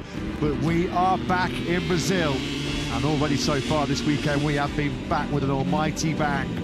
A brilliant MotoGP qualifying session yesterday saw Fabio Di Gianantonio qualify and pole in the Premier Class for just the second time in his career. The Italian then having a sprint-long duel with Marc Marquez before the defending world champion on the factory Ducati took his 16th sprint victory and the first of 2026 as he looks to be an 8-time MotoGP world champion. What a welcome we have had back here in Brazil. Scorching hot Sunday race day here, as we're about a 75-minute flight away from Sao Paulo. Much of the paddock will be heading back south to Sao Paulo tonight before they plot their way from south to North America for the Austin Grand Prix in Texas next weekend. But in the company of Matt Burt and Lewis Sotheby, with Jack Appleyard once again down in what is a scorching, baking hot pit lane, we now focus on Moto2. Under blazing sunshine and blue skies, we will see Danny Holgado launch himself away from pole position on the Aspar Calyx machine. A great delayed qualifying. In fact, the Moto2 riders, of course, have already been very, very busy, haven't they, on this race day Sunday, because in our revised weekend schedule, the Moto2 riders have already been out on circuit today here in Goiânia for their qualifying. A qualifying which some 40% of ages saw him go from the front of the grid in Thailand, where he qualified on pole position, to the back. Starting 28th is the Australian. Pole though went to Danny Holgado, and Aspar 1-2 with his teammate David Alonso on the front row. And what about this in this morning's Q2 action? Clint Racing Team forward chassis rider Alex Escreech finding himself on the front row for the very first time in his Grand Prix career. After the sprint we had in Buriram, after the multiple red flags, a bit of a chaotic start to kick off Moto2 in 2026 over in Thailand. Manu Gonzalez did eventually take the victory, with half points, of course, were eventually rewarded. So Manu Gonzalez comes into this second Grand Prix of the season at 12.5 points he collected after his much-needed win to kick off 2026 after 2025, of course, ended in such disappointing fashion for the Spanish rider. So we get our first Moto2 Grand Prix action here in Brazil. As always, looking forward to this one. A couple of hot young prospects, potentially MotoGP bound in 2027, Lewis, alongside each other on that front row. Holgado, Alonso, maybe a surprise naming Alex Escreech up there as well. Gonzalez, Angel Vaqueros and Colin Vire coming from row 2. This one should be spicy to go with the Samba. Really exciting stuff, this. The championship battle many expected coming into 2026. So many expected to be between Danny Holgado and David Alonso. So this could potentially be about much more than just 25 points as we look at the reigning Moto2 world champion and the toast of Goiânia at the moment, isn't he? Diogo Moreira, adored in this part of the world. With the front row of the grid, very long, a lot of blue, isn't there, on the front row of the grid, with Aspar and the Clint forward blue. Here is Alex Escreech, who joins that Aspar pair. Surprising as much as it is his first front row start, but we've seen enough from testing and even in Buriram to suggest that this forward is a much more potent combination in 2026. Diogo Moreira looks really nervous, doesn't he? It looks like the pressure's getting to him ahead of his MotoGP race here in front of his home crowd in Brazil. The complete opposite. He really is a cool cookie, isn't he? Diogo Moreira. Looking forward to seeing what he can do in the upcoming 31-lap MotoGP race, which is due for lights out at 3 p.m. local time here in Brazil. So Danny Holgado, the 20-year-old Spaniard, 5th pole position in his last 10 starts in the Moto2 World Championship. A brilliant 120.711 earlier on this morning in that delayed Q2 session, which already, I've got to say, feels like an awful long time ago. Lewis and my colleague Kiko, Giles and Elliot York denied their extra hour of a lie-in this morning after yesterday's schedule spilled over into this morning's action. It was really, really close on that qualifying, which you commentated on this morning, Lewis. The top 5 riders, down from Holgado, we're looking at on screen now, to Angel Vaqueras, the rookie, very impressive in 5th place, covered by just 900ths of a second. Yeah, it's such a short lap, of course, 3.8 kilometres. Moto2 is so unforgiving at the best of times, particularly at a short circuit such as that Honda Team Asia, of course, so much focus on them already this weekend. What are their chances in Moto2? Equal career best for Mario Aggi, who starts 9th. He's talking to Jack. Yeah, Mario started 2026 in fine form so far. Back onto the third row of the grid again. How do you anticipate this race unfolding, Mario? Yeah, we've been there since the first day.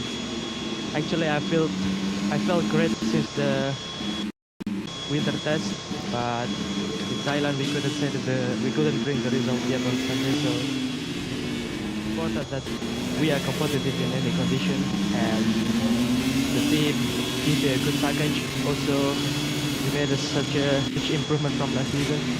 The target now is to have a good pace and deliver the result on the weekend, on the race day. So yeah, we need to keep this momentum till the end of the season. That's the hardest thing, to keep this level. And yeah, let's see what I can do today. And, Good luck, have fun. Thank you. Thanks, Jack. Thanks to Honda Team Asia rider Mario Aggi. Just a moment to pause and reflect and offer our deepest condolences from the entire MotoGP community. We're a very, very close-knit family as we cross to the four corners of the globe. I'm sure many of you tuning in at home were aware of some tragic news that emerged from the Liquid Moly Dynavolt Intact GP squad after our opening Grand Prix in Beritamotogp. Mechanic, Senna, a very, very popular figure in the paddock, Roberto Lunaday, sadly lost his life in a motorcycle accident at home in Rimini, affectionately known as Robbie to all those who knew him. A mechanic for Enea Bastianini when he won the Moto2 World Championship in 2020. Our thoughts and our prayers go to the family and friends of Roberto. Let's head down to the grid. Second row of the grid is where we find Colin Vire. He's 6th and he's speaking with Jack. Yeah, the Dutchman, another rider who started 2026 in fine form so far. This is going to be a long race going into the unknown in the heat. How do you feel ahead of it, Colin? Yeah, at laps already feel strange always in this heat. So, on the sighting laps you never feel anything. So yeah, we go straight into the race with at least a qualifying in the morning. But yeah, it's going to be a very long race, 26 laps in the heat, as you said. Long race. I try to stay calm in the first moments and try to fight my way up and try to fight at least for the top position. Good luck. Yeah, thanks, Jack. Thanks to Colin Vire of that very impressive crop of rookies that came into Moto2 last year, including our top two on the grid, Danny Holgado and David Alonso. Colin Vire in that bracket as well. He really is starting to find his feet in this intermediate World Championship, isn't he, Vire? 5th time we've seen him start inside the top 6. And speaking of impressive rookies from last year, well, let's talk in the present about rookies. Angel Becerras, who I thought really caught the eye in Beritamotogp. Awesome performance. 5th on the grid. Keep an eye on Becerras. Keep an eye on the back of the front row as well, because for the first time he starts inside the top 3. Can he keep himself there? That will be, I'm sure, master plan A. Alex's Green joins Jack. Alex, what a job this morning onto the front row for the very first time. I'm sure you're excited to get this one underway. What's possible here? For sure we can fight in the first positions, but anyway, the goal is to improve, to learn. We are growing, but we are competitive, so we will try to approach that opportunity. But anyway, as I said, we are competitive. I feel confident, so try to be in the front, to learn, to see that guys how they move here. So we will try to do our best and to get that opportunity. Good luck. Thank you. Thanks very much to Alex Escrees. Congratulations to him and the Forward Racing team on their front row start here in Brazil. We just saw there Celestino Vietti going from the middle of the 3rd row in 8th place. He's one position behind Alonso Lopez. The Spaniards had a pretty good weekend so far here in Brazil. Starting 7th, there he is, for the Cassini squad. His best qualifying in 22 since round 2 last year, when he was also 7th here in South America, in Argentina, at Termas de Rio Hondo. Vietti, the top Boston scorer on the grid. Here's a rider who's discarded the Boston scorer at the end of last year for a Calix, Alonso Lopez, and initially getting some pretty good results out of it, equaling his best drive results of 2025 with a 7th place last time out. 4th on the grid, and at the very back where we find the 2 in-time riders, and without a mistake in qualifying, maybe Manu Gonzalez might have been on pole position, but he does start 4th, and Tom Lutey's giving some thoughts now with Jack. Yeah, Manu's pace looked absolutely superb in the free practice session yesterday. As now World Championship leader, to have that victory last time out, What are the confidence levels like going into this one, Tom? I think nothing changed on the confidence level from Manu. It's very high. It's super high, actually.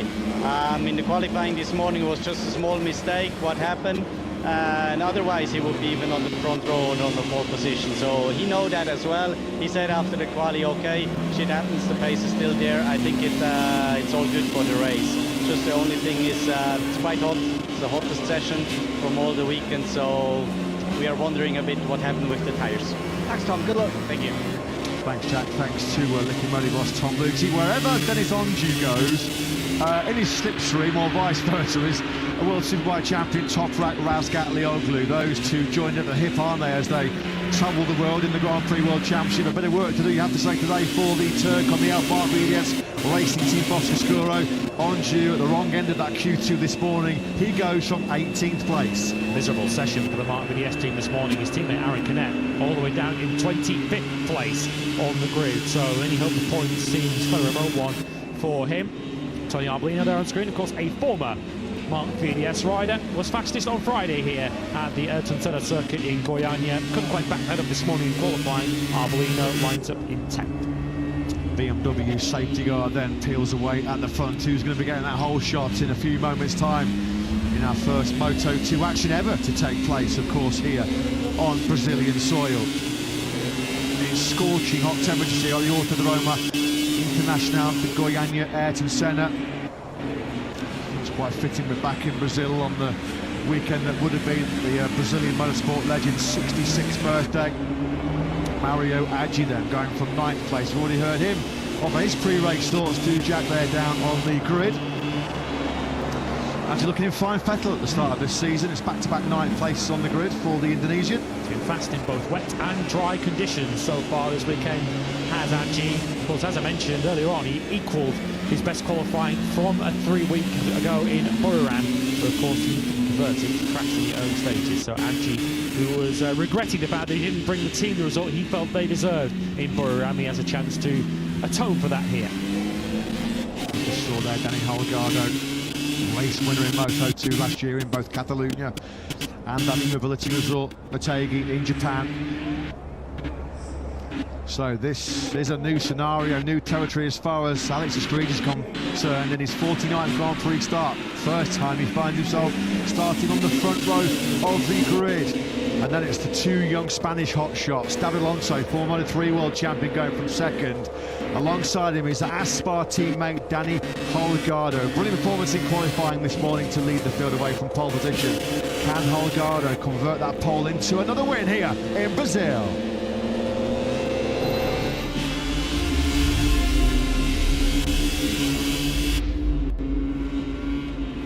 It's Aspar versus Aspar on the front row for the Moto2 Grand Prix of Brazil. Danny Holgado from a 5th Moto2 pole ahead of David Alonso equals his best Moto2 qualifying. Alex Escrig, his best ever, a first front row in 3rd. Championship leader Manu Gonzalez 4th after a late error in Q2. Angel Piqueras and Colin Vaya on an exciting 2nd row. Alonso Lopez 7th from Celestino Vietti, the top Boscoscuro, and Mario Aggi equaling his career best in 9th. Tony Arbolino was fastest on Friday. He lines up on 10th ahead of Danny Munoz and Ivan Altola. 2nd in the championship, Ethan Guevara has to come from 13th on the grid ahead of 2 Q1 graduates in Barry Baltas and Sergio Garcia. Joe Roberts has a long lap penalty from 16th. He's ahead of his teammate Philip Salac and Denis Sunchu. Ayumu Sasaki and Taya Furasato together on the 7th row ahead of the back from entry Adrian Huertas.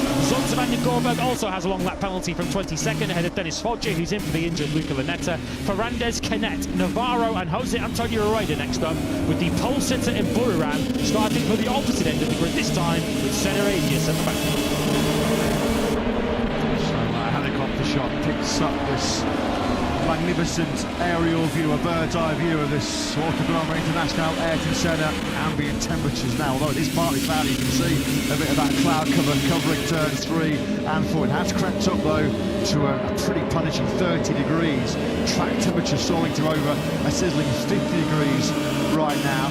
Some of that cloud cover might be most welcome for some of these riders over what is scheduled to be a very, very long 26-lap race here hopefully the opposite of what we saw in Buriram, which was the shortest Moto2 race and the shortest ever intermediate World Championship race in history. Manu Gonzalez taking the victory over in Thailand after just 31.878 kilometres of racing. He'll be hoping for the same result, but maybe a slightly more laps under his belts on the Dynovolt intact Calyx machine here today. And more points for it. And more points. Yes, of course, initially thought he was going to get the full 25 before that was revised and half points eventually rewarded after our season opener. It was just good they wanted to see Manu Gonzalez back on the top step of the podium. Of course, he ended a very, very long drought. His first win in 14 since Mugello last year. It was his first podium in 9 Grand Prix. And since the Balaton Park in Hungary, it was a bit of a spectacular collapse late on last year, wasn't it?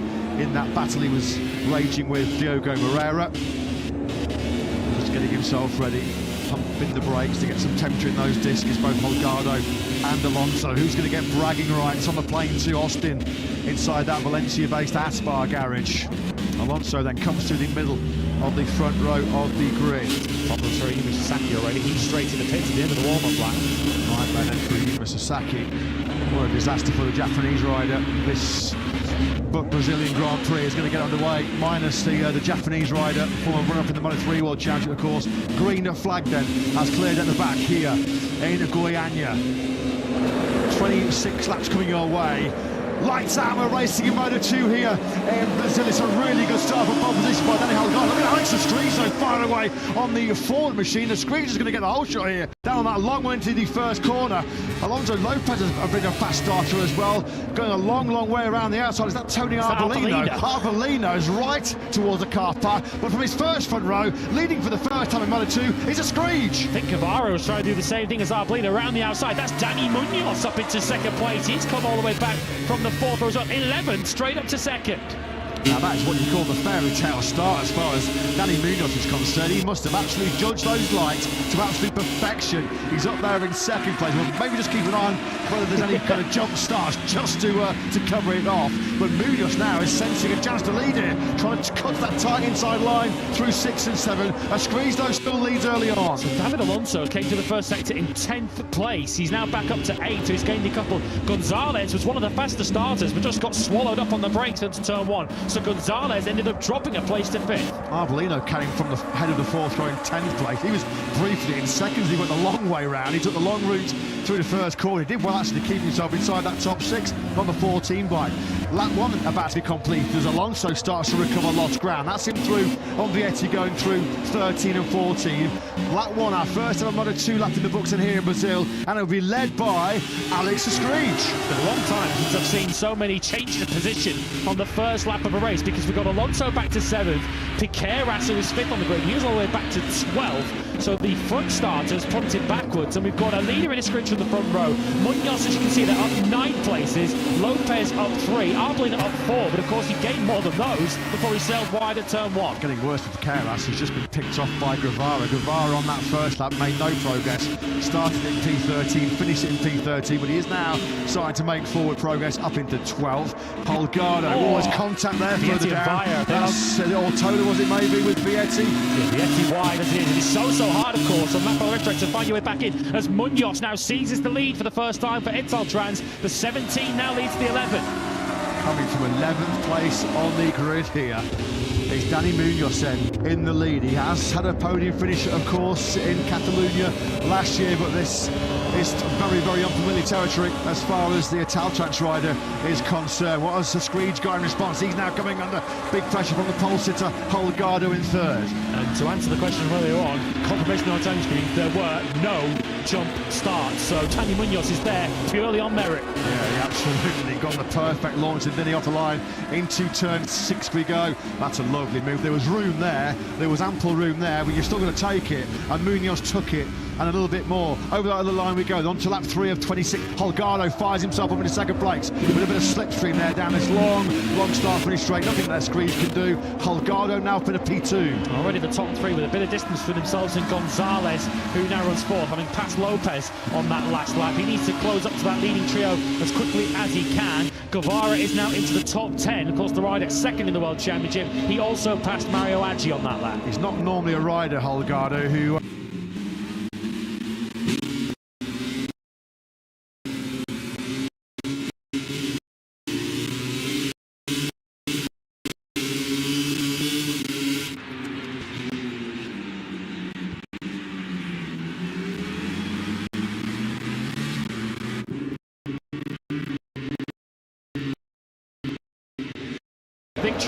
Alonso's so awesome on coming out of turn 12, gets great drive grip, and he's pulling on the brakes in the 13. He picked off Vietti at the end of the first lap going into 13. This time around, his victim is Lopez. So now Alonso to work his way firmly back into this podium battle.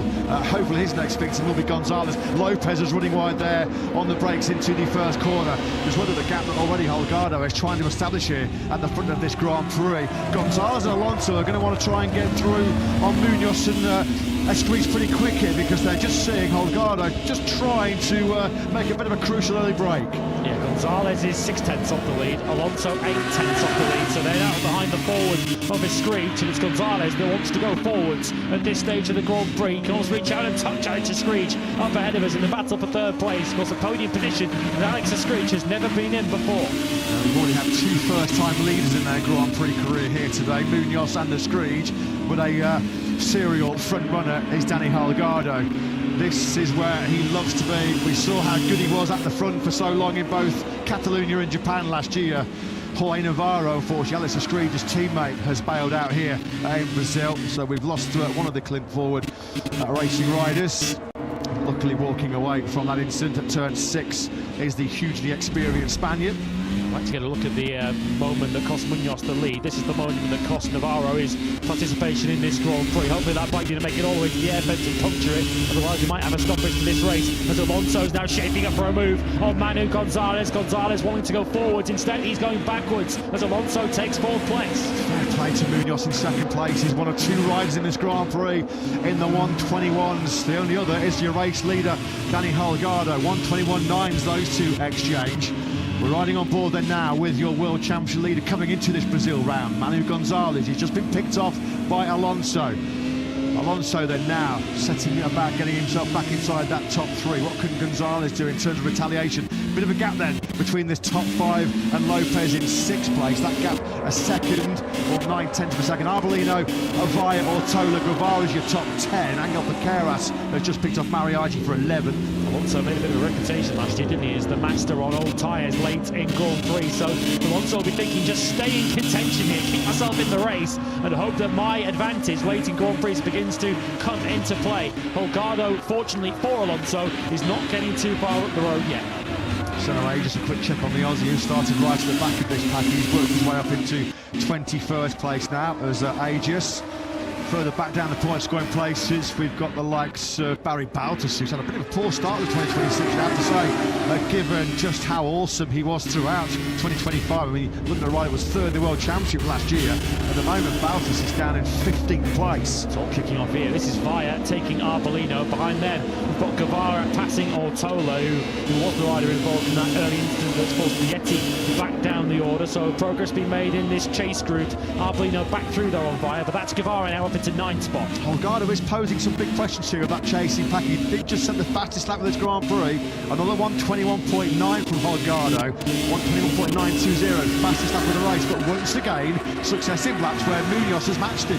He's going toe-to-toe. They're both fastest rider on the circuit, both in the 121s. As Guevara then now sends it on the inside of, is that Lopez? Or yeah, Lopez. That's Lopez down now to 9th place. He was momentarily 2nd, wasn't he, on the run down to the first corner. And Ortola also going to take advantage. The 2 MSI riders now taking some punishment, although Ortola didn't get his braking remotely right there, did he? For turn 10, so he now drops back behind Aggi, so he's down to 12th. Yeah, he missed the racing line there by a country mile, didn't he? Ortola. Back at the front then, Holgado. What about the lap time? We've seen successive 121s for both Holgado and Munoz. That hot pace at the front, you've got to give credit to Esquisse there for hanging right into this podium battle. He's not really giving Alonso and Gonzalez a sniff of getting on his rear tyre at the moment, is he, Esquisse? And right on cue, at the moment, Esquisse's last lap was actually quicker than both Holgado and Munoz ahead of him. Munoz and Holgado back in the 22s themselves. Fastest rider out on circuit, though, is Esquisse in 3rd. 4 places lost for Alonso Lopez. He saw one MSI rider go past him and then sail wide. Angel Piqueras did not make that same mistake, as he now moves up into 9th. Guevara looking to make some further progress up the order, clearly with much more pace than his qualifying position of 13, does he now target to place in the top 6. Yeah, that big mistake at turn 10 on the last lap for Ortola saw him slip down to 12th place. The early contact with Vietti, he's not really made any progress further forward in 13th. points for Garcia and Baltus, on due in 16th place. Here is Manu Gonzalez. This battle for 4th place is kind of as you were, isn't it, in terms of this top 5. It's kind of settled down in this lead group at the front of this battle here in Brazil. The gap between Gonzalez and Arbolino in 6, that's creeping up. That's going to be 1.5 seconds very, very quickly. So it looks like it's 3 from 5 for the podium here in Goiânia. Arbolino with a bit of a queue up behind him, behind the rider riding on board. We've got a crash though for Angel Piqueras. Unfortunately, so much potential in the first two races of his career, but unfortunately, no finishes. Yeah, he's got the speed, no question. He's just lacking that experience, isn't he? So Piqueras bites the dust once again, just as he did in Buram, likewise here in Brazil. Once again, Munoz, 122 flat, 3/10 quicker almost on that last lap than Holgado. But Holgado, we saw it before, he's so good in this very position.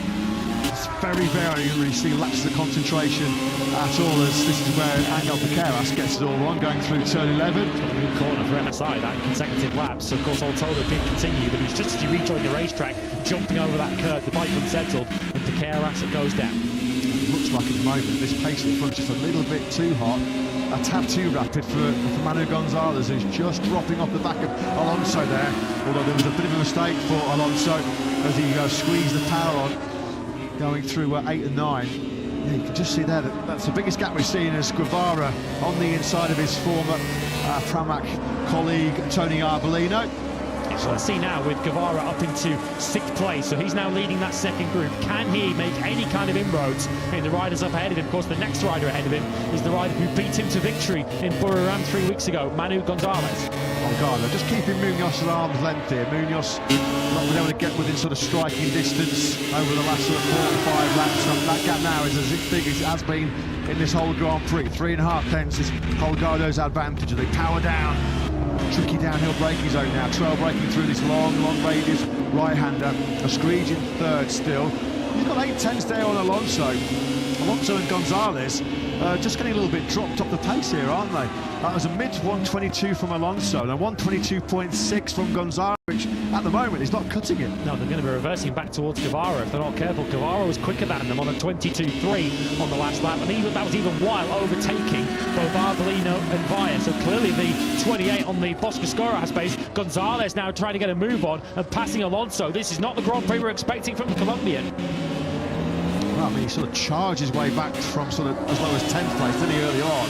I think Manu Gonzalez just sort of taps his left buttock there, and just a little tap on the C unit and said, I think I have got the pace to drag us back towards Holgado, Munoz and the Escreech. So let's not duff each other up, let's be smart, let's box clever, and let's crack on for this podium. And David Alonso is one clever cookie. I think he's friends with just about everyone. How do you not like David Alonso? So maybe he's going to take that instruction on board and say, OK, Manu, I'm going to put my faith in you here that you can drag us up towards the top 2. Got a bit of work to do, though, because Gonzalez is now a 2.5 seconds adrift of Escreech in 3rd. Yeah, and you can't discount Guevara here now with a bit of clear tarmac ahead of Ethan Guevara, who really has stood up over the last few months or so and shown the clear promise of potential, which we know was there in his Moto2 career. You don't win Moto3 World Challenges like he did in 2022 without being blessed with some serious talent. A bit of a slow burner, to say the least, wasn't he, when he first arrived in Moto2, but he's figured it out. It's going to be fascinating here to see, having got through on Via and Arbolino, just what damage Guevara can do in the second half of the Grand Prix. Looking overhead from the aerial shot now of the leading 3. Daniel Holgado continuing to lead this Grand Prix, so comfortable in these kind of situations. He's got riders behind him, not used to necessarily being in that position. Munoz, of course, does have a career podium. Barcelona last year when he finished in 3rd. But this is uncharted territory for Alex Escreech running in 3rd.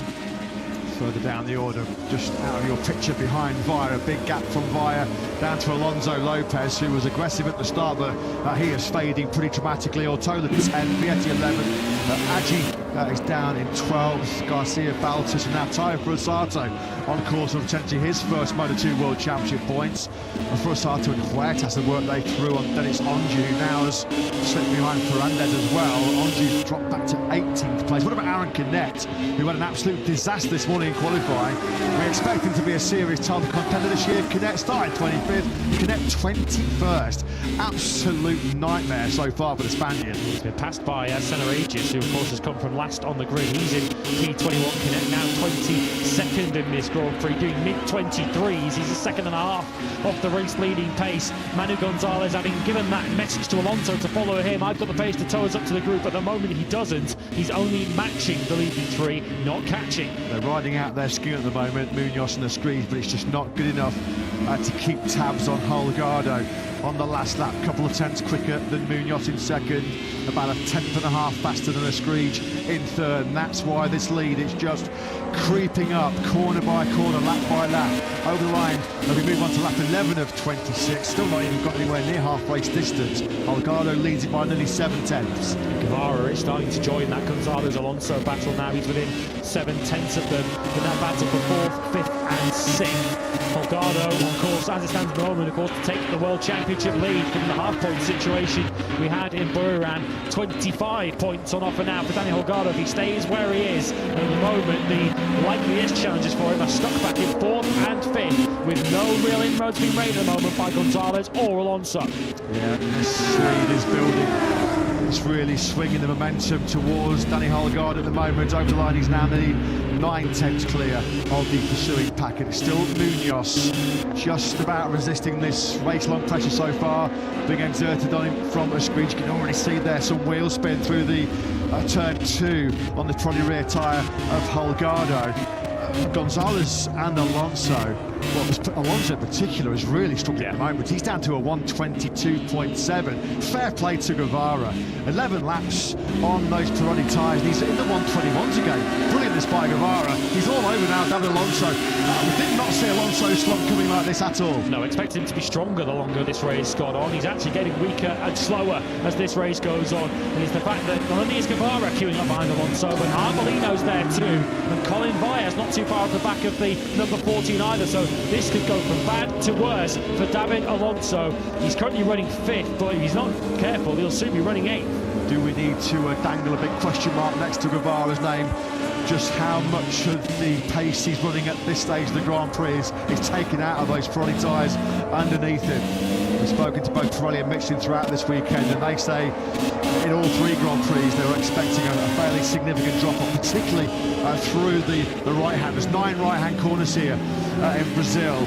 Long radius corners like turns 1 and 2, the fattest corner turn 3, and then you're on the right-hand side of the tyre for a long time through 13 and 14. What about Guevara's pace yet? Now he's back in the 122s, 122.3. Just settling his pace a little bit now as Alonso ahead of him. He's back down to 122.4. It's now Daniel Munoz in second, who's back in the 121s and saying, OK, Holgado, what have you got? All riders are on the same combination of tyres, soft front and rear. Guevara so quick through turn 3 there. He almost ran to the back of Alonso by the time they arrived at 4. Alonso through those longer corners. Looks like he's struggling a little bit for grip on the edge of the tyre, and it's now bringing Guevara right into play. Alonso doing 22.4s. He's still not got anything like race-leading pace. He's down 3.5 seconds behind his race-leading teammate. He got himself into the point-scoring place. His Frosato on the last lap was in the 23s. Not sure if the Japanese rider made a mistake or if he's suffering with some other kind of issues, but Frosato's lost 15 to Huertas. Good battle this, really good battle.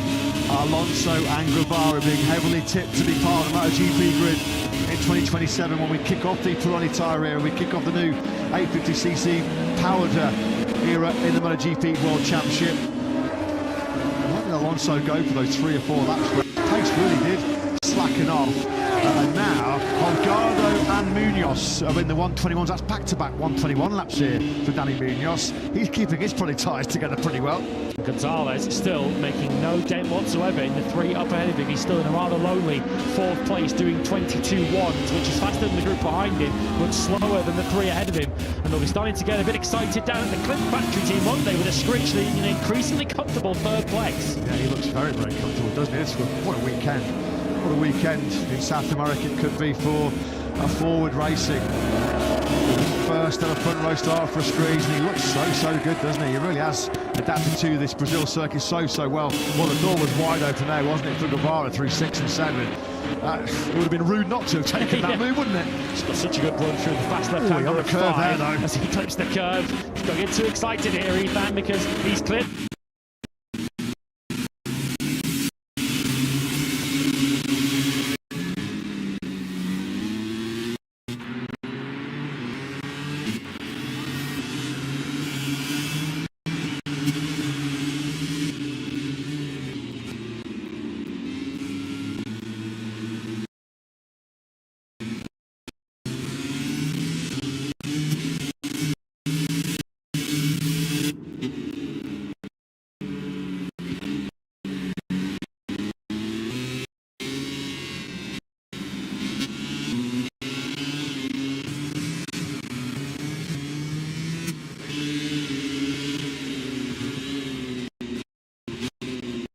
He got the pace to pull away from Alonso. Now he's got past him. I guess the question now at this stage of the race is, does Guevara have any kind of pace to chase down Manu Gonzalez? Not by going wide through 13, he won't, as he now brings Alonso and Arbolino right onto the top of him. And Arbolino's going to take advantage of this and attack Alonso. Forasato's got a problem. He's now doing 32s. He's gone from 15th to 25th as the Honda Team Asia rider. That's a poor old tyre for Forasato's hopes of a first Moto 2 point scoring finish have going to elude him.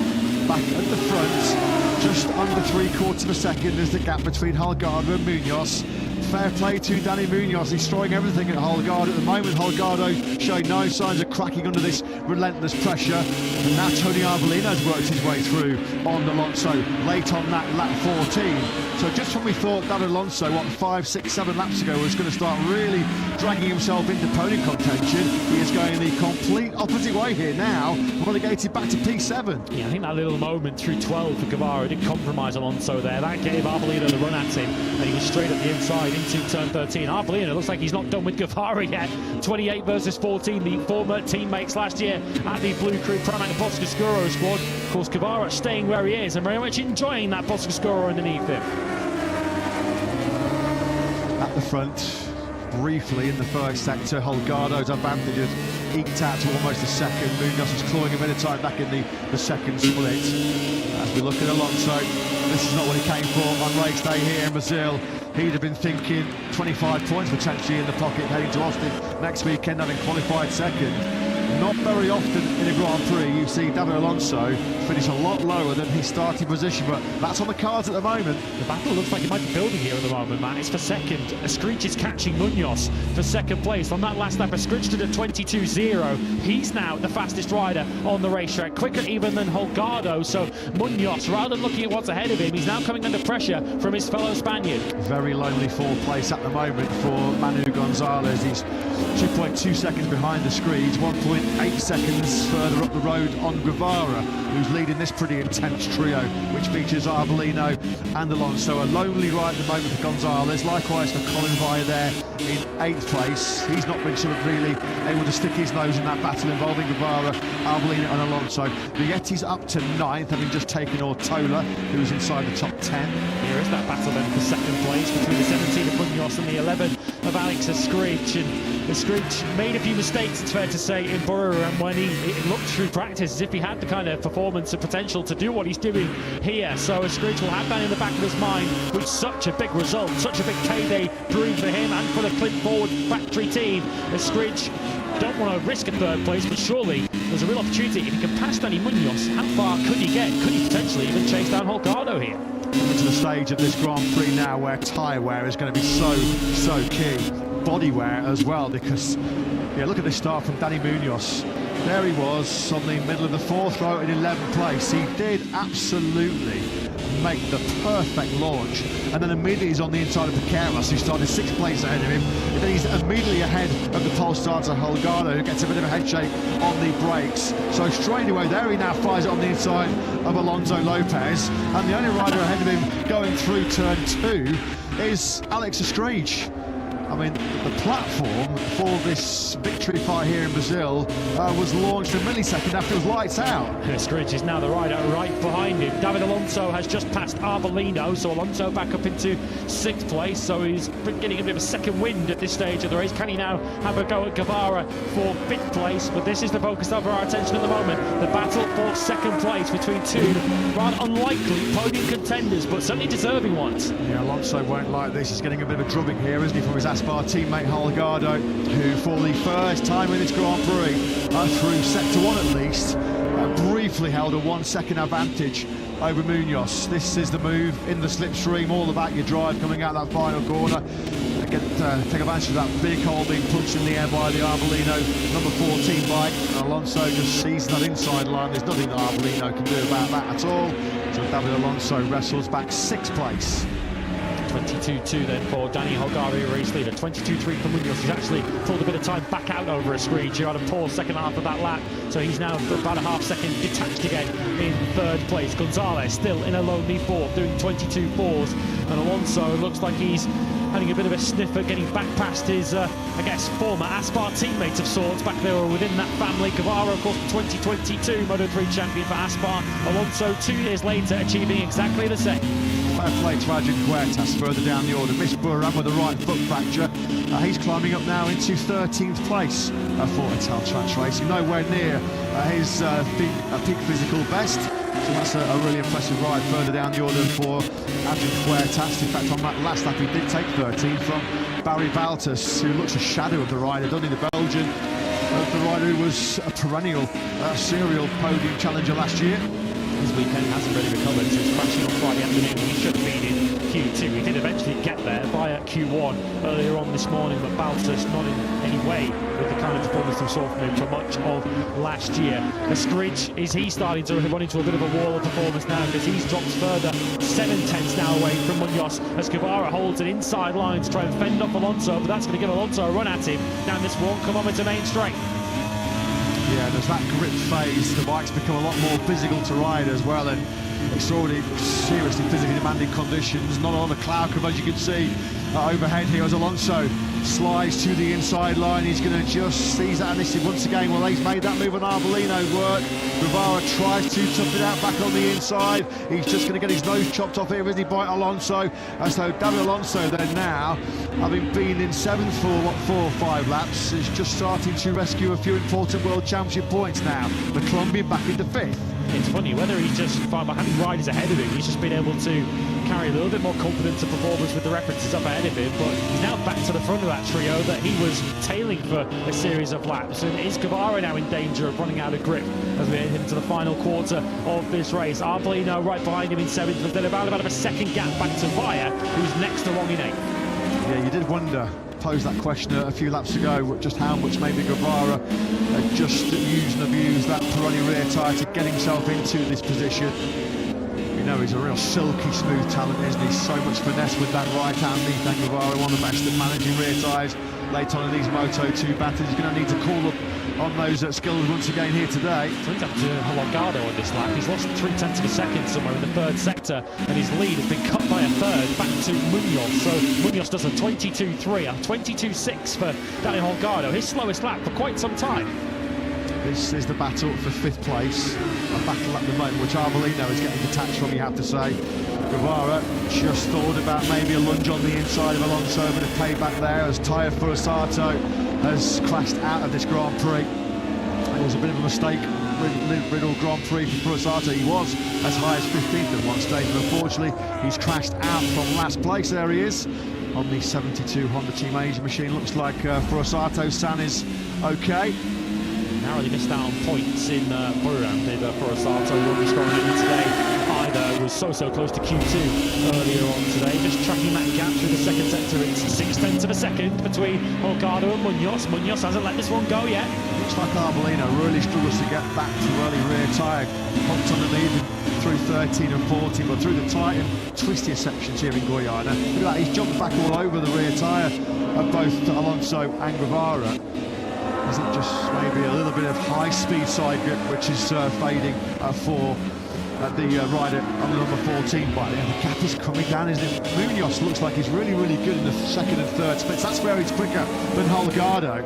Yeah, that's not going to help him overtake, but it's certainly helping him catch Holgado. The overtaking spots are in sectors 1 and 4. A 22.3 for Munoz, plays a 22.4 for Holgado. If Daniel Holgado thought he had this under control with a 1 second lead, he's going to have to step back on the pace again. If you've got any more speed up your sleeve, Danny, now's the time to find it. Munoz has led this Grand Prix once before. He's going to try and lead it again, isn't he, and take the biggest prize of his Grand Prix career so far. It looks like at the moment, well out of contention now for the top 2 is going to be Alex Escreech. The good news for Escreech fans is that he's got a pretty comfortable gap of 1.6 seconds to Manu Gonzalez. Not as comfortable as it was, though. He did a 23.1 last time around Escreech, lost half of a second of that advantage to Manu Gonzalez. Hopefully, from his point of view, that was just a mistake and not the sign of some late fading grip for Escreech. We'll see what happens on this lap. It's down to 1.3 now. Another 3/10 have gone missing for Escreech. Gonzalez sniffing a late podium assault here. Back in the 23s on that last lap as well was Via in 8th place. It's been a tough old race for Via. He's not had sort of any fierce battle or some close combat to occupy his mind. He's just circulating. It's almost a test session here as Via circulates on his lonesome. Just got to keep the concentration. A nice big points all for 8th. Beckoning here as we track Holgado out of the final corner. Still got Munoz for close company. Just how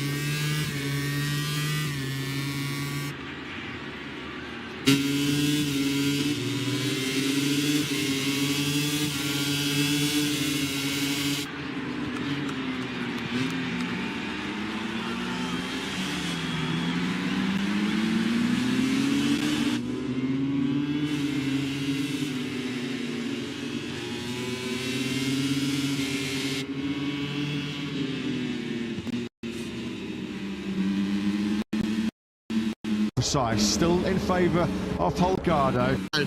What does Danny do to be faster? He does a lot with the rear, so I try to copy and I maintain the pace with calm, finish the race. I was lucky that Alex was slow in the last laps and I could overtake him, but yeah, I'm happy because this counts like a win.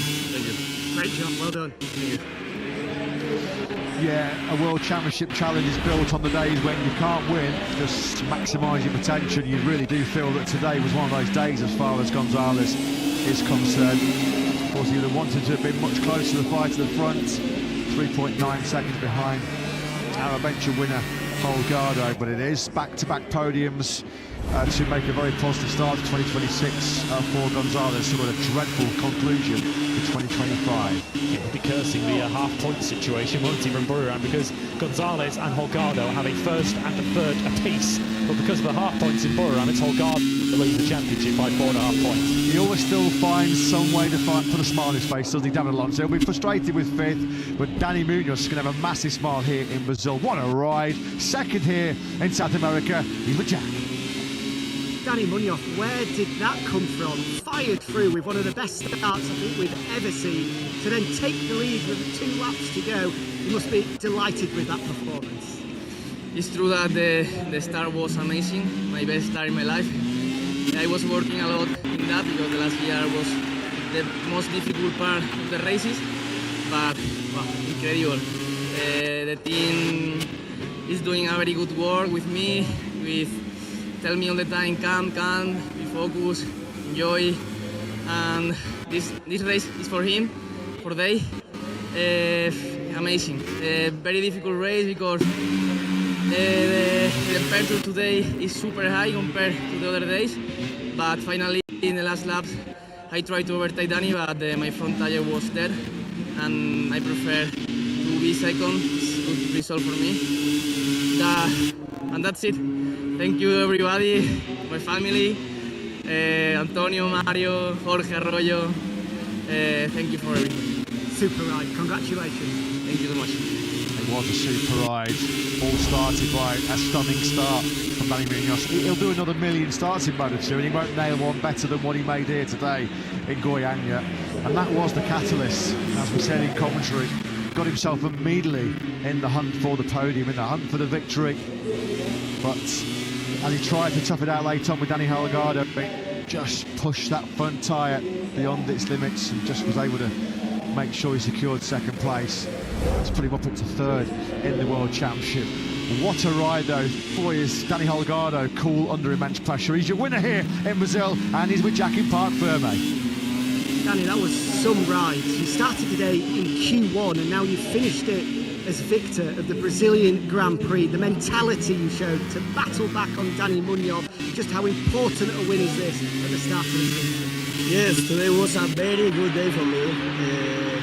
P1 in Q1, P1 in Q2, and winning the race. It's amazing. Amazing Sunday here in Brazil.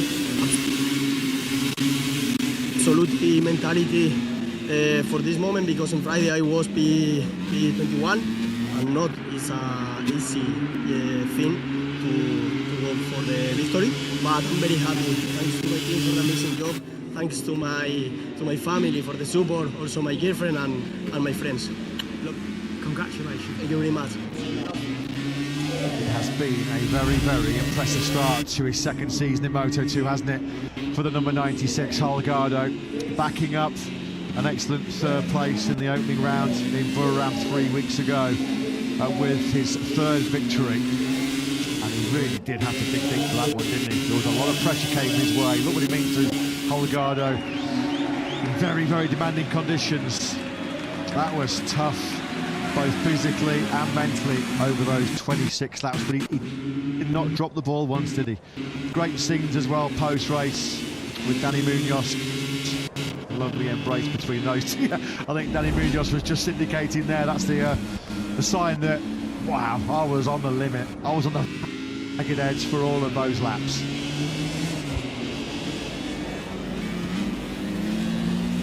También, la uno que se me ha agarrado también al principio. I think we've got a clear indication from all of our top three in that part fairway of just how much has been taken out of us physically in that Grand Prix. The race time almost 36 minutes.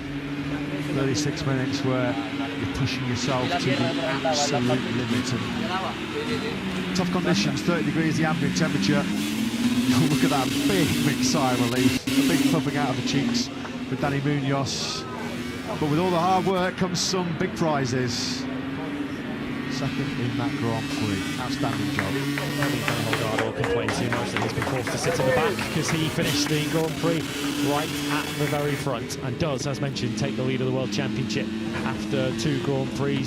Obviously with the half-point situation, despite the fact they have identical records, first and third apiece for Gonzalez and Holgado. It's Holgado who leads the championship by 4.5 points. Munoz up to third in the World Championship with his second today. He goes up ahead of Ethan Guevara, who drops 2 places into 4th. And already David Alonso 22 points behind his teammate Danny Holgado, who sent a clear message today to his young teammate at Aspar that for all the talk of Alonso is promised into this season, many have Alonso as the title favourite. Holgado is going nowhere. Nice fist bump to the camera there from Holgado. Well, it was him that was delivering the knockout blows in that Moto2 race here in Brazil as we get our first ever Moto2 podium celebrations underway here in Goiânia. The Aspar team then accept more success. It's Nico Tarola. Never heard there from the circuit announcer who's about to accept the winning constructor prize, and here he comes leaping onto the podium. Of course, a 125 world champion in his own right, but taking on the leadership of that team after Gino Borsoi departed a few years ago, and no sign of Aspar's success slowing down. Manuel Gonzalez loses the points lead today, but a big 16 points for him in his title quest this season. We saw second, or third should I say, from Munoz in Barcelona last year. He goes one better to second today. The best result of his Moto2 career. But last year's Rookie of the Year now leads the Moto2 World Championship with a 3rd Moto2 victory.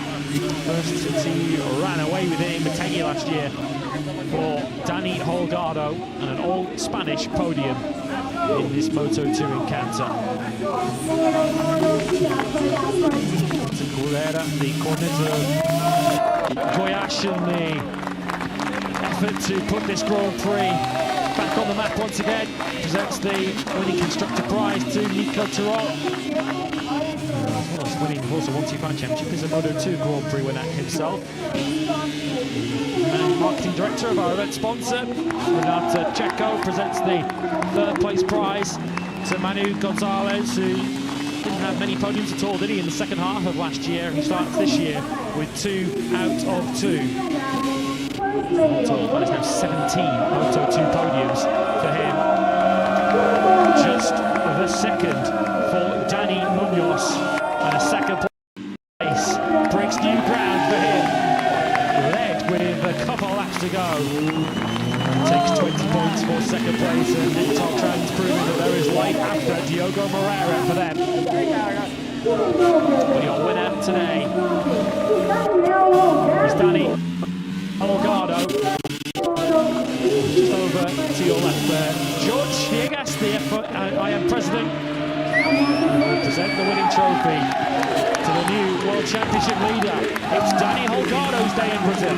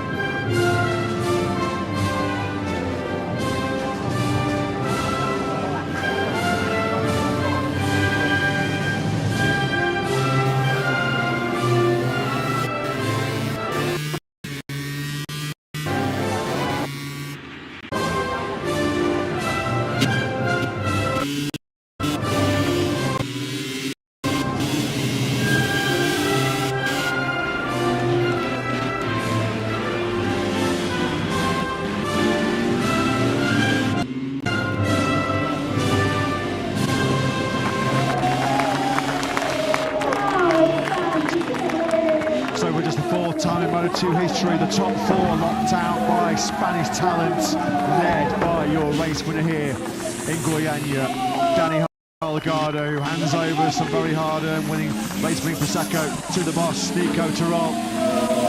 The Aspar crew getting their fair share of the glory as well here in South America. Danny Holgado's victory sees the early initiative in the Moto2 World Championship in 2026. Still to come, of course, we have a 31-lap Grand Prix Brazilian MotoGP coming your way. Coverage of that will start very, very shortly as we get confirmation of the standings here in MotoGP. Just a second and a bit between them, but it went right down to the wire between Daniel Holgado and Danny Munoz. But he was the younger of the Dannies. Holgado, who's triumphed. Holgado beating Munoz with Manny Gonzalez on the podium in third. Heartbreak for a Scridge on the final lap as he had to settle for fourth place. Alonso fifth ahead of Ivan Cavara, 13th up to sixth for him. Tony Arbolino seventh, his best results for the best part of the year. Via eighth ahead of Vietti and Ortola. Lopez, who was fighting for the lead at turn one, ends at 11th ahead of Huertas, Adji, Barry Baltus and Philip Salach, who were separated by a photo finish for the final 2 point positions.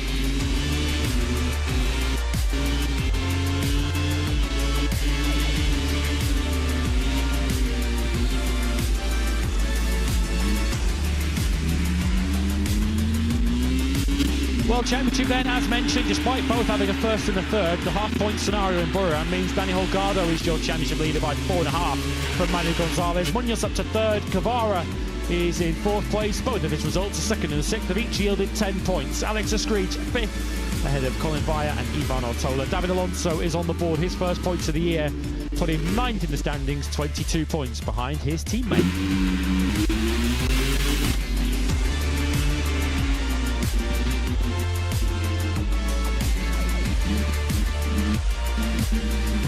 Danny Holgado is your winner in Moto2 in Brazil. Up next, the main event, MotoGP, is moments away.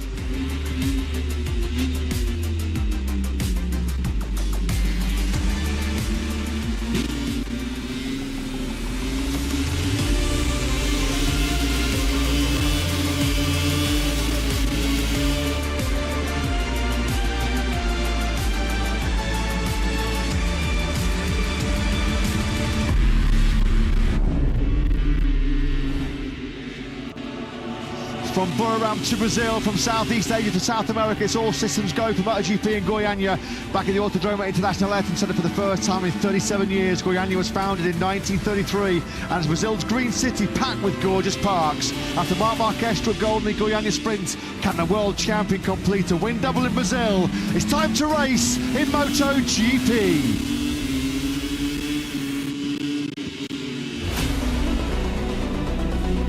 Measuring 3.835 kilometres, 2.388 miles. It's the Autódromo Internacional Ayrton Senna, first built back in 1974.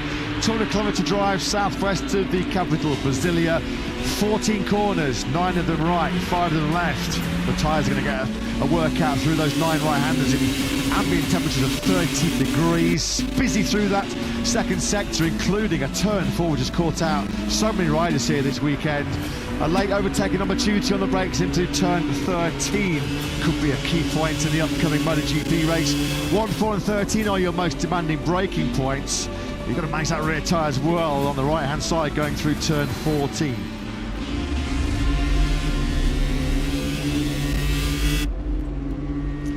Well, Fabio Di Gianantonio started yesterday's 15-lap sprint from just his second ever MotoGP pole position. Drama from lights out though for Fermin Aldeguer on his return to action. Big wheel spin for the Gresini rider, dropped him all the way to the back of the pack.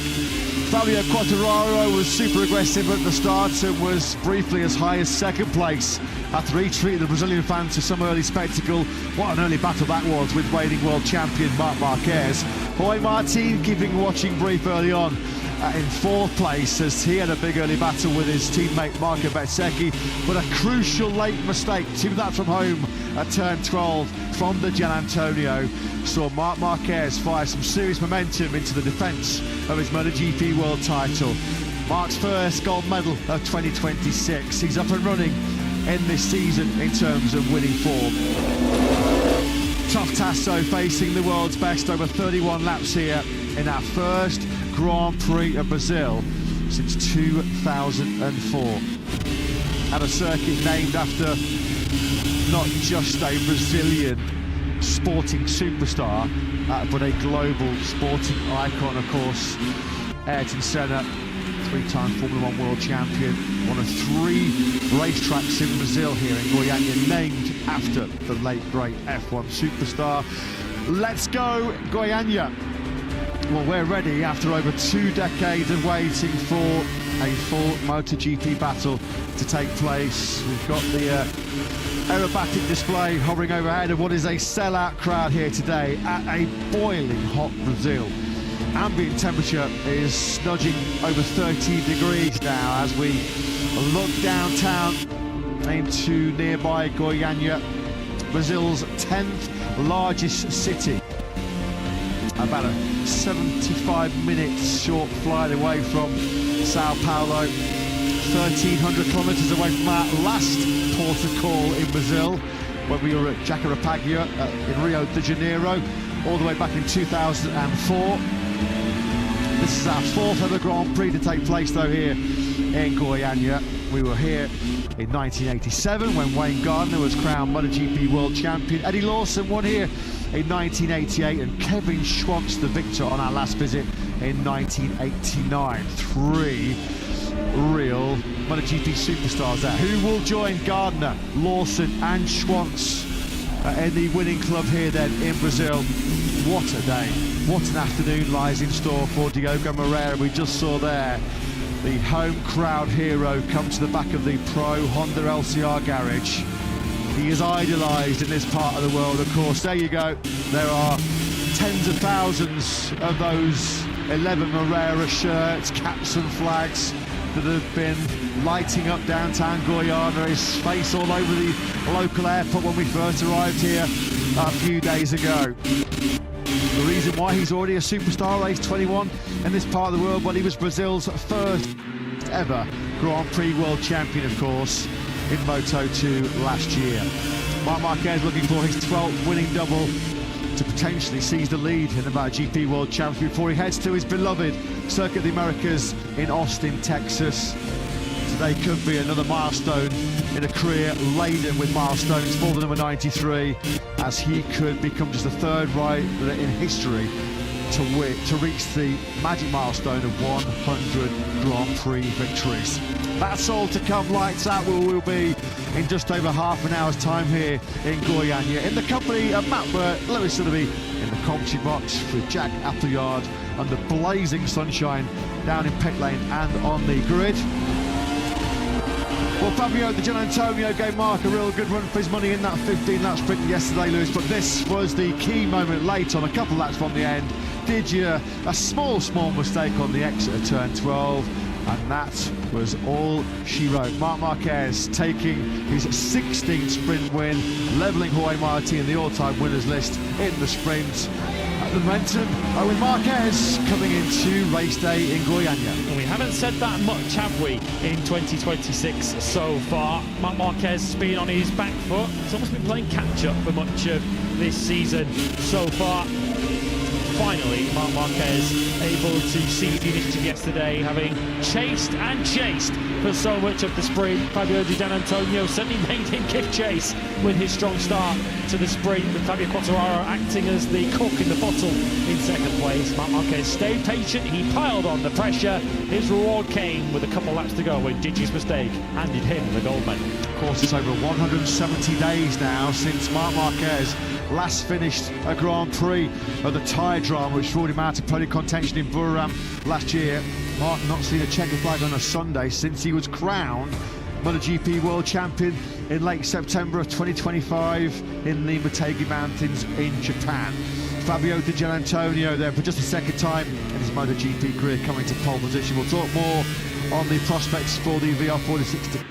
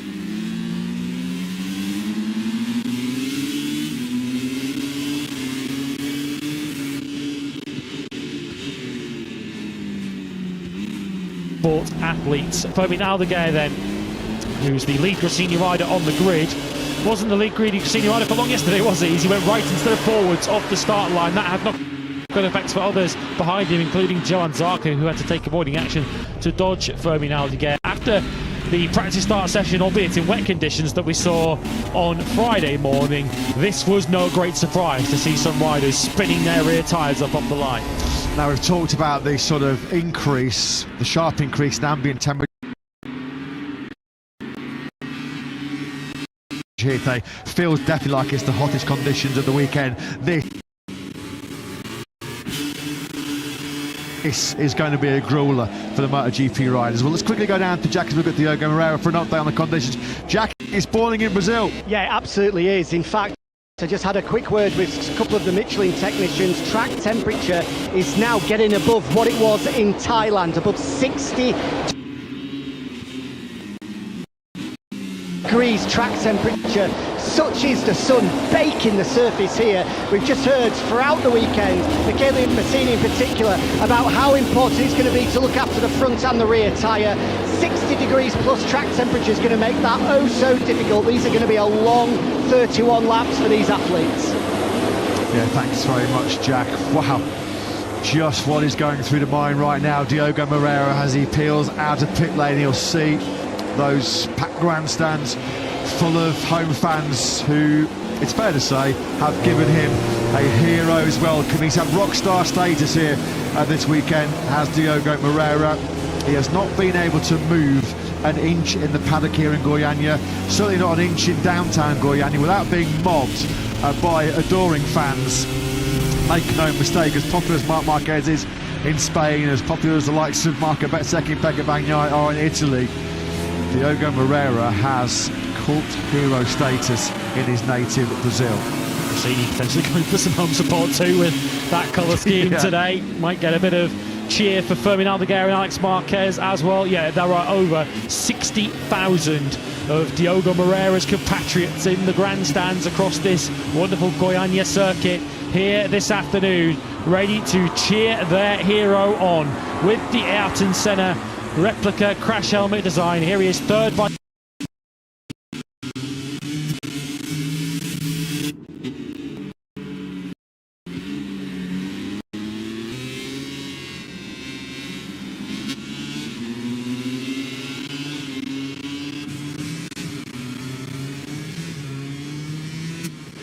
in your picture, up behind Marc Marquez, the number 11 of which famous Brazilian soccer stars have worn over the years. Is the number 11 now going to be forever linked with Brazil's future MotoGP star, Diogo Moreira?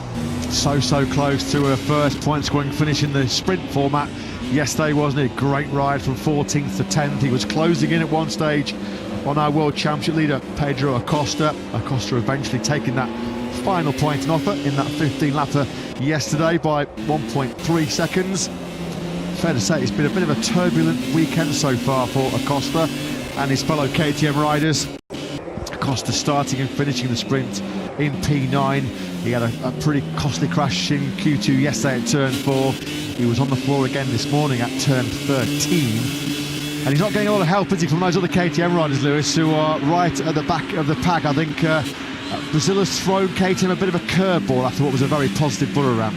Yeah, and they are not particularly knocking it out of the park either. They'll be quite keen, I think, to consign this Grand Prix weekend to the annals of history and move forward to Austin, Texas, where Pedro Acosta finished on the podium, of course, a couple of years ago.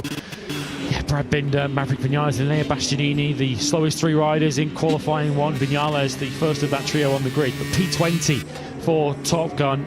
They did all make progress in the sprint, but they could do nothing else, really, given where they were on the grid. Brad Binder in the end.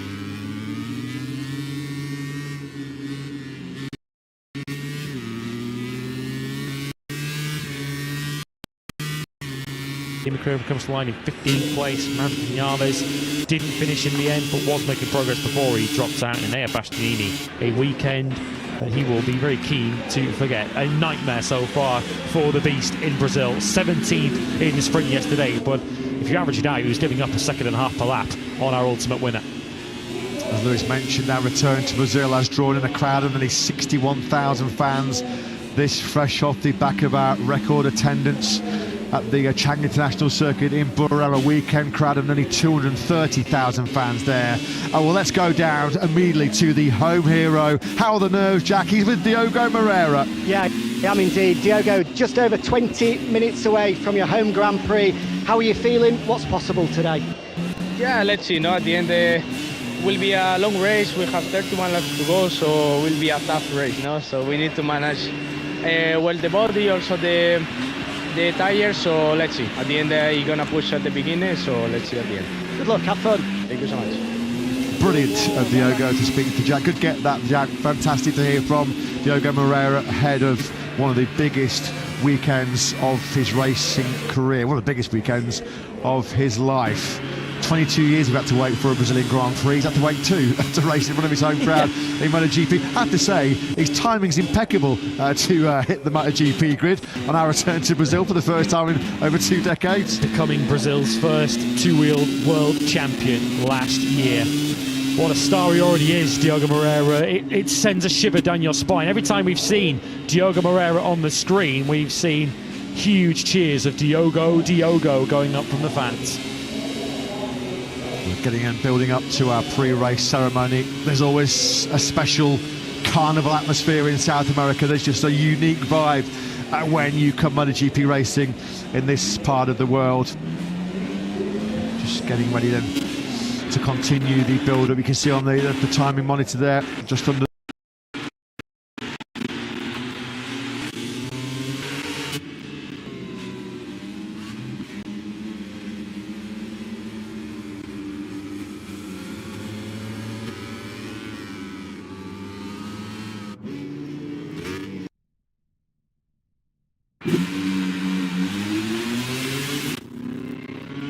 the main bridge. We're about 20 minutes away from the start of our first Grand Prix of Brazil since 2004. Well, Fabio Gianantonio starts from pole position. Marco Bezzecchi and Marc Marquez starting from the front row. Fabio Quartararo, a stunning fourth from Jorge Martin and Agura. Fermi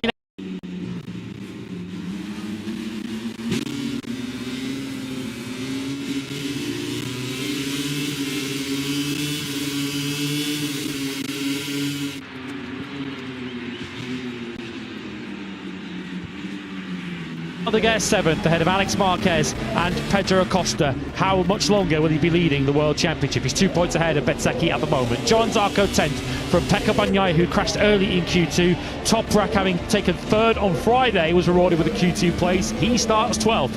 Joan Mir 13th ahead of Diogo Moreira, who was the top Honda in the sprint yesterday at his home Grand Prix. Frankie Morbidelli alongside him. Home Grand Prix results for him too, 15th. Raul Fernandez down in 16th place on the grid. It's not been a weekend he'll look back on fondly so far. Rinza Miller alongside him. Marini, Vinales, Bender and Bastianini complete your grid, where we can head now to hear from Agura, who joins Jack. Yeah, he does indeed. A brilliant sprint yesterday for a brilliant start to the season for So consistent. I imagine coming from the second row today, the target is the podium. Is that going to be possible? We see the guys in the car is really fast, but I think also we can be competitive. So yeah, definitely the aim is higher than yesterday, but yeah, just do what we can and see where we finish. But I think we can do a good ride. Good luck. Good luck to Agura and the Trackhouse Aprilia squad. His first top 6 finish in MotoGP outside of Thailand, believe it or not. His previous 4 all coming at the Chang International Circuit in our opening Grand Prix 2025 and last year.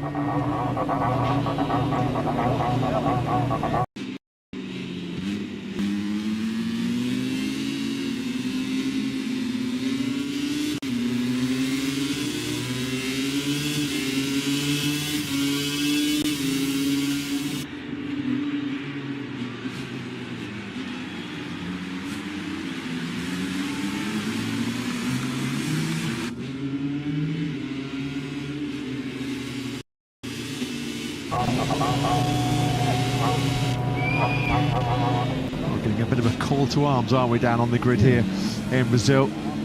31 laps coming up for the MotoGP field, the highest number of laps in the Grand Prix since Laguna back in 2013 when it was 32 laps. The party already starting here in Brazil.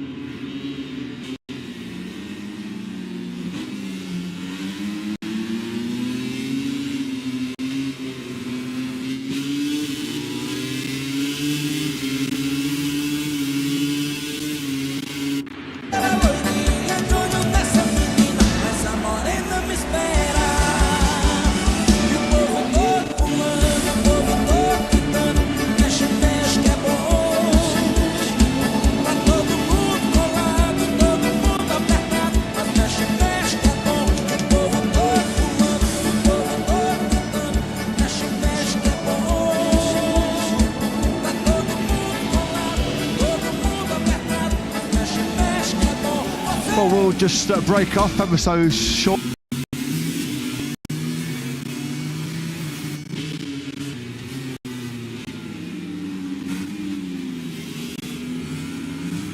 Ceremonies here in Brazil because it's a special day for Brazilian fans, a special day for Australian Jack Miller. He's just about to make his 200th MotoGP start. Let's get the thoughts of Jack with Jack.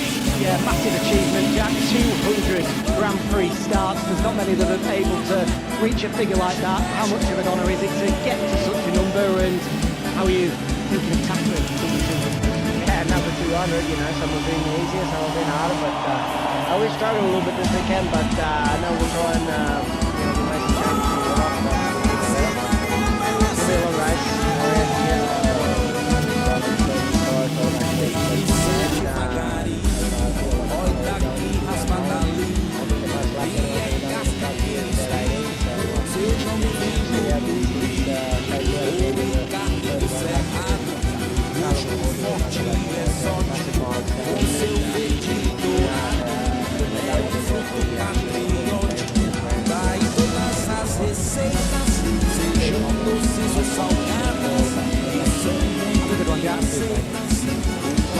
Yeah, indeed. Have a good one, Jack Miller, the 31-year-old Australian, in his 200th MotoGP start. Some accolade that. Longevity for a top talent and just a top all-round bloke, isn't he, Jack Miller? Only the 10th rider in history to reach that 200 appearance milestone. Let's hope it's a successful one for the rider from Townsville down under. Yep, the customary cake was presented to Jack at the end of warm-up this morning. Of course, 200th Grand Prix for him, just number 2 for Toprak, his teammate, who was quick to come over and lend over his congratulations as well. I think if Jack can emerge from that 200th Grand Prix with points,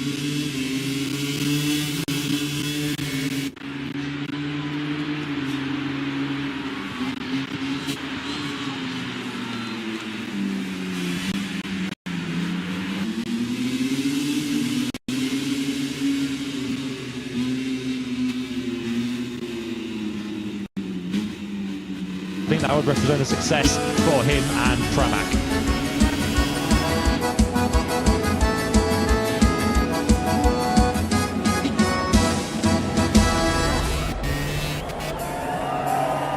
Fantastic, yeah, the Brazilian fans enjoying this carnival atmosphere there down on the grid, as I'm sure you are watching at home as well. I think it's fair to say they do know how to bring the vibes. They do know how to create a special atmosphere, don't they, in Brazil, the largest country in the world, a sport-mad nation, football-mad nation, a motorsport-mad nation as well, of course. Just under 15 minutes away from that lights out for the Grand Prix action. It's umbrellas for shade, not umbrellas for rain, that the fans gathered here today, almost 61,000 of them.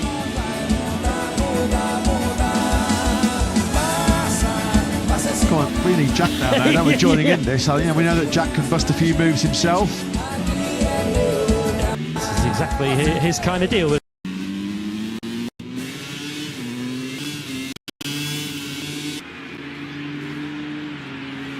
I think, isn't it, at the front of the grid? It's kind of a tyre as well. I was going to say, I know what you're all thinking at home. Well, Jack and Lewis going to wear that on after the flag after the show. We'll have a word and see if we can put it together. I'd pay good money to see you two dressed up and getting in the local spirit, I think. I don't even have any of it in my size, to be honest. I'm putting the timber on after a week in Brazil.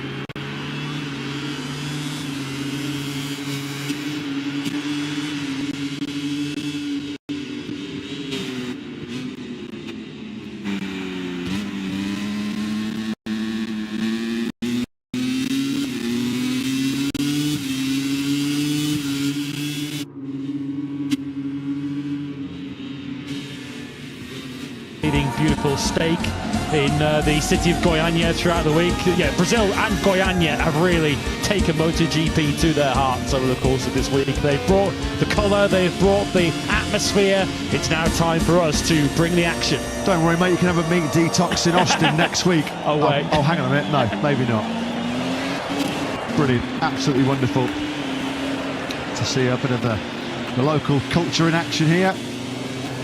And now those fans are ready themselves for the big moment, the big day soon to arrive. Can Marc Marquez add to his CV first-time wins on first-time visits to Austin, Termas, Buriram and Balaton? If he does so, it will be the 23rd different track that Marc has won on in MotoGP, which would tie him with Valentino Rossi and put him only one behind the record of Aussie legend Mick Doohan. That's what they're all doing battle for over 31 laps here in Goiânia. They've all got eyes on the prize, including our owls that are watching trackside. We're watching you as well, don't worry. Of course, there is the magnificent MotoGP Tower of Champions. For the first time since 2019 in Motegi last year, it was Marc Marquez that added his name once again to the top of that tower. Trying to keep himself at the top of the tower and get himself back on the top step of the podium here this afternoon will be Marc. And just to reiterate, it would see him reach 100 Grand Prix victories. Well, he's a star in this part of the world, isn't he? 2008 Formula 1 World Championship runner-up Felipe Massa, former Ferrari F1 driver, with Jack on the grid.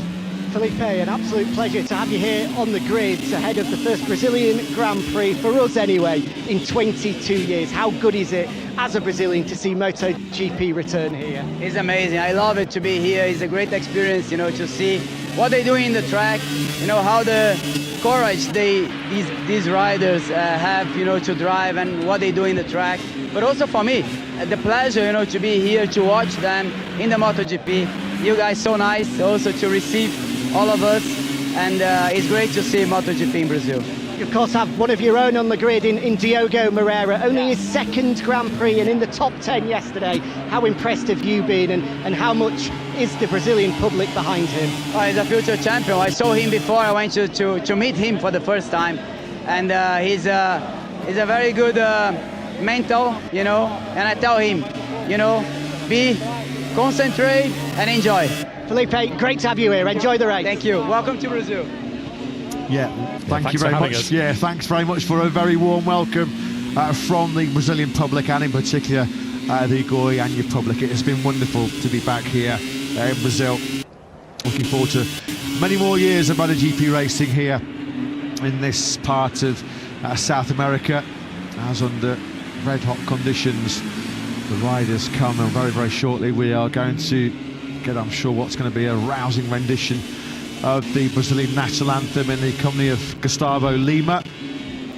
This will be a special moment for Diogo Moreira, who would have dreamt of this moment for so many years.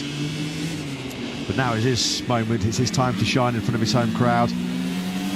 Felipe Massa saying himself that one day he's going to be a future MotoGP world champion. Well, who are we to argue with somebody like Felipe Massa? Great to have him with us here in Goiânia. So we are going to take a short pause here in the commentary box and let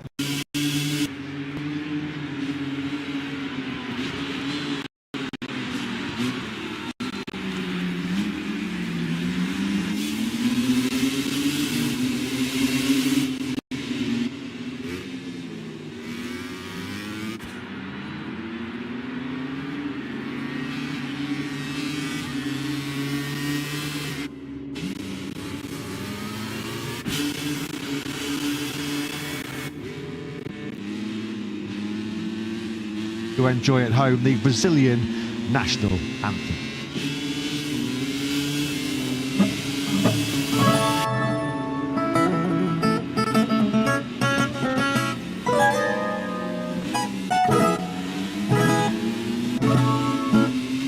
Ouviram do Ipiranga as margens plácidas de povo heróico brado retumbante. E o sol da liberdade em raios fúlgidos brilhou no céu da pátria nesse instante. Se o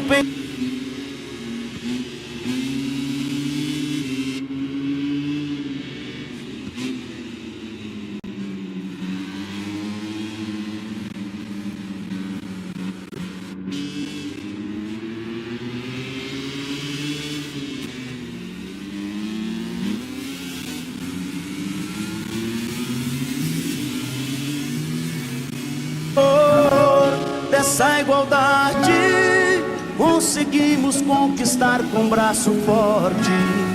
Em teu seio, ó liberdade, desafia o nosso peito à própria morte. O pátria amada, idolatrada, salve, salve. Brasil, um sonho intenso, um raio.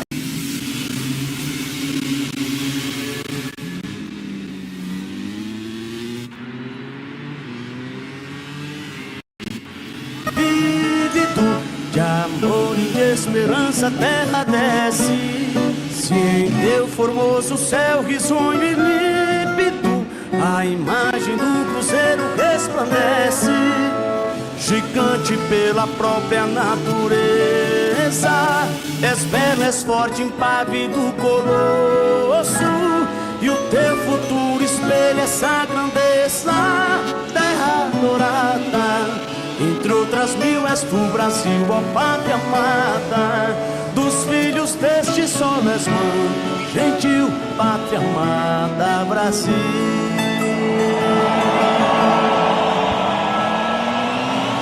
Brilliant, absolutely brilliant there from Gustavo Lima. A real rousing reception he's getting from the Brazilian fans.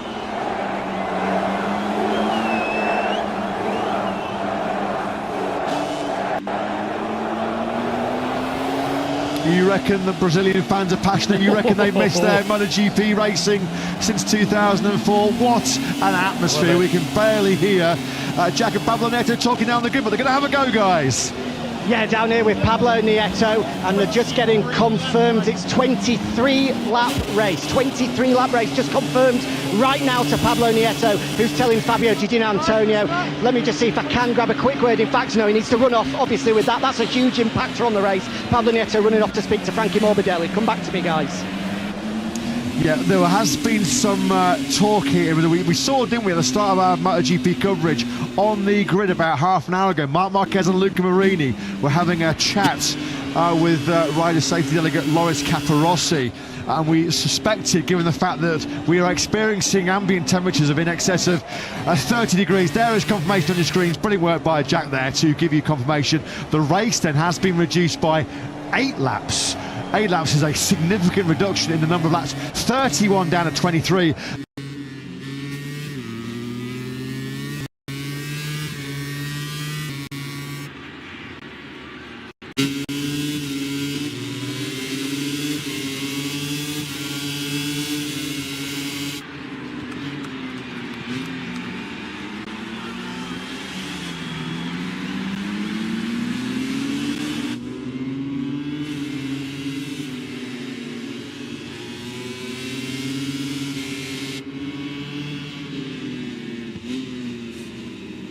That makes this MotoGP race actually shorter than both the early Moto2 and Moto3 laps. I know the 8 laps longer than the sprint was yesterday. Yeah. Does anyone change tyres as a result of that and go from the medium to the soft, I wonder? Well, your fuel load. I mean, you'd have fueled the bike up for 31 laps. You'll have electronic strategies for 31 laps. But as Jack rightly points out just in our ears, the time has passed now to change your tyre choice, so they're all locked in for the decision. So if anyone did take a gamble on the soft rear tyre for this Grand Prix, they might suddenly be looking in good shape here. We saw, not giving names away, but the riders that finished in the Moto2 Park Ferme were exhausted. They were drained, weren't they, at the end of that Grand Prix? We can only suspect that it is the fact that track temperatures are higher already, as Jack mentioned, than Buriram last weekend, in excess of 60 degrees temperature, and also the fact that the ambient temperature is over 30 degrees. It's incredibly hot and humid here in Goiânia. But there you can see on your screen, this is the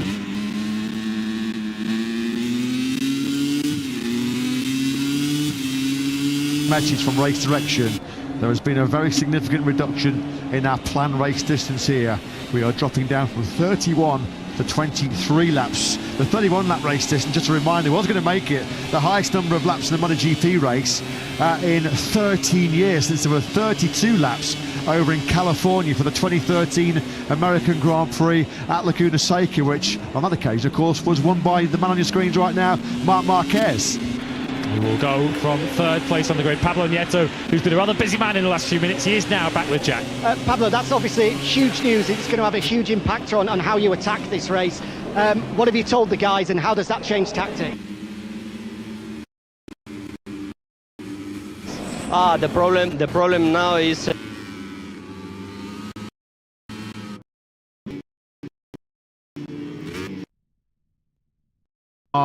on a Pons Honda was our last MotoGP winner here in Brazil. That was at Jacarapagua, of course, in Rio, who will be adding their names to what is an elite list of previous Goiânia winners. A list that includes Wayne Gardner, Eddie Lawson and Kevin Schwantz, all former MotoGP world champions. It's the superstars of the present and the Monday that are about to do battle here in Brazil in MotoGP. Lights out tomorrow racing in MotoGP here in Goiânia. Brilliant start in the middle of that front row by Marco Bezzecchi, and once again he leads the field. He's led every single one of our last 3 races in the top class. He's got the drop on Fabio Di Giannantonio. Marc Marquez there in third place. He briefly lost that third, didn't he, to Fabio Quartararo, but Marco Bezzecchi at the front once again. Jorge Martin with a very good start too. He's right up behind Marc Marquez. Quartararo this time going backwards. He's lost at least 3 places.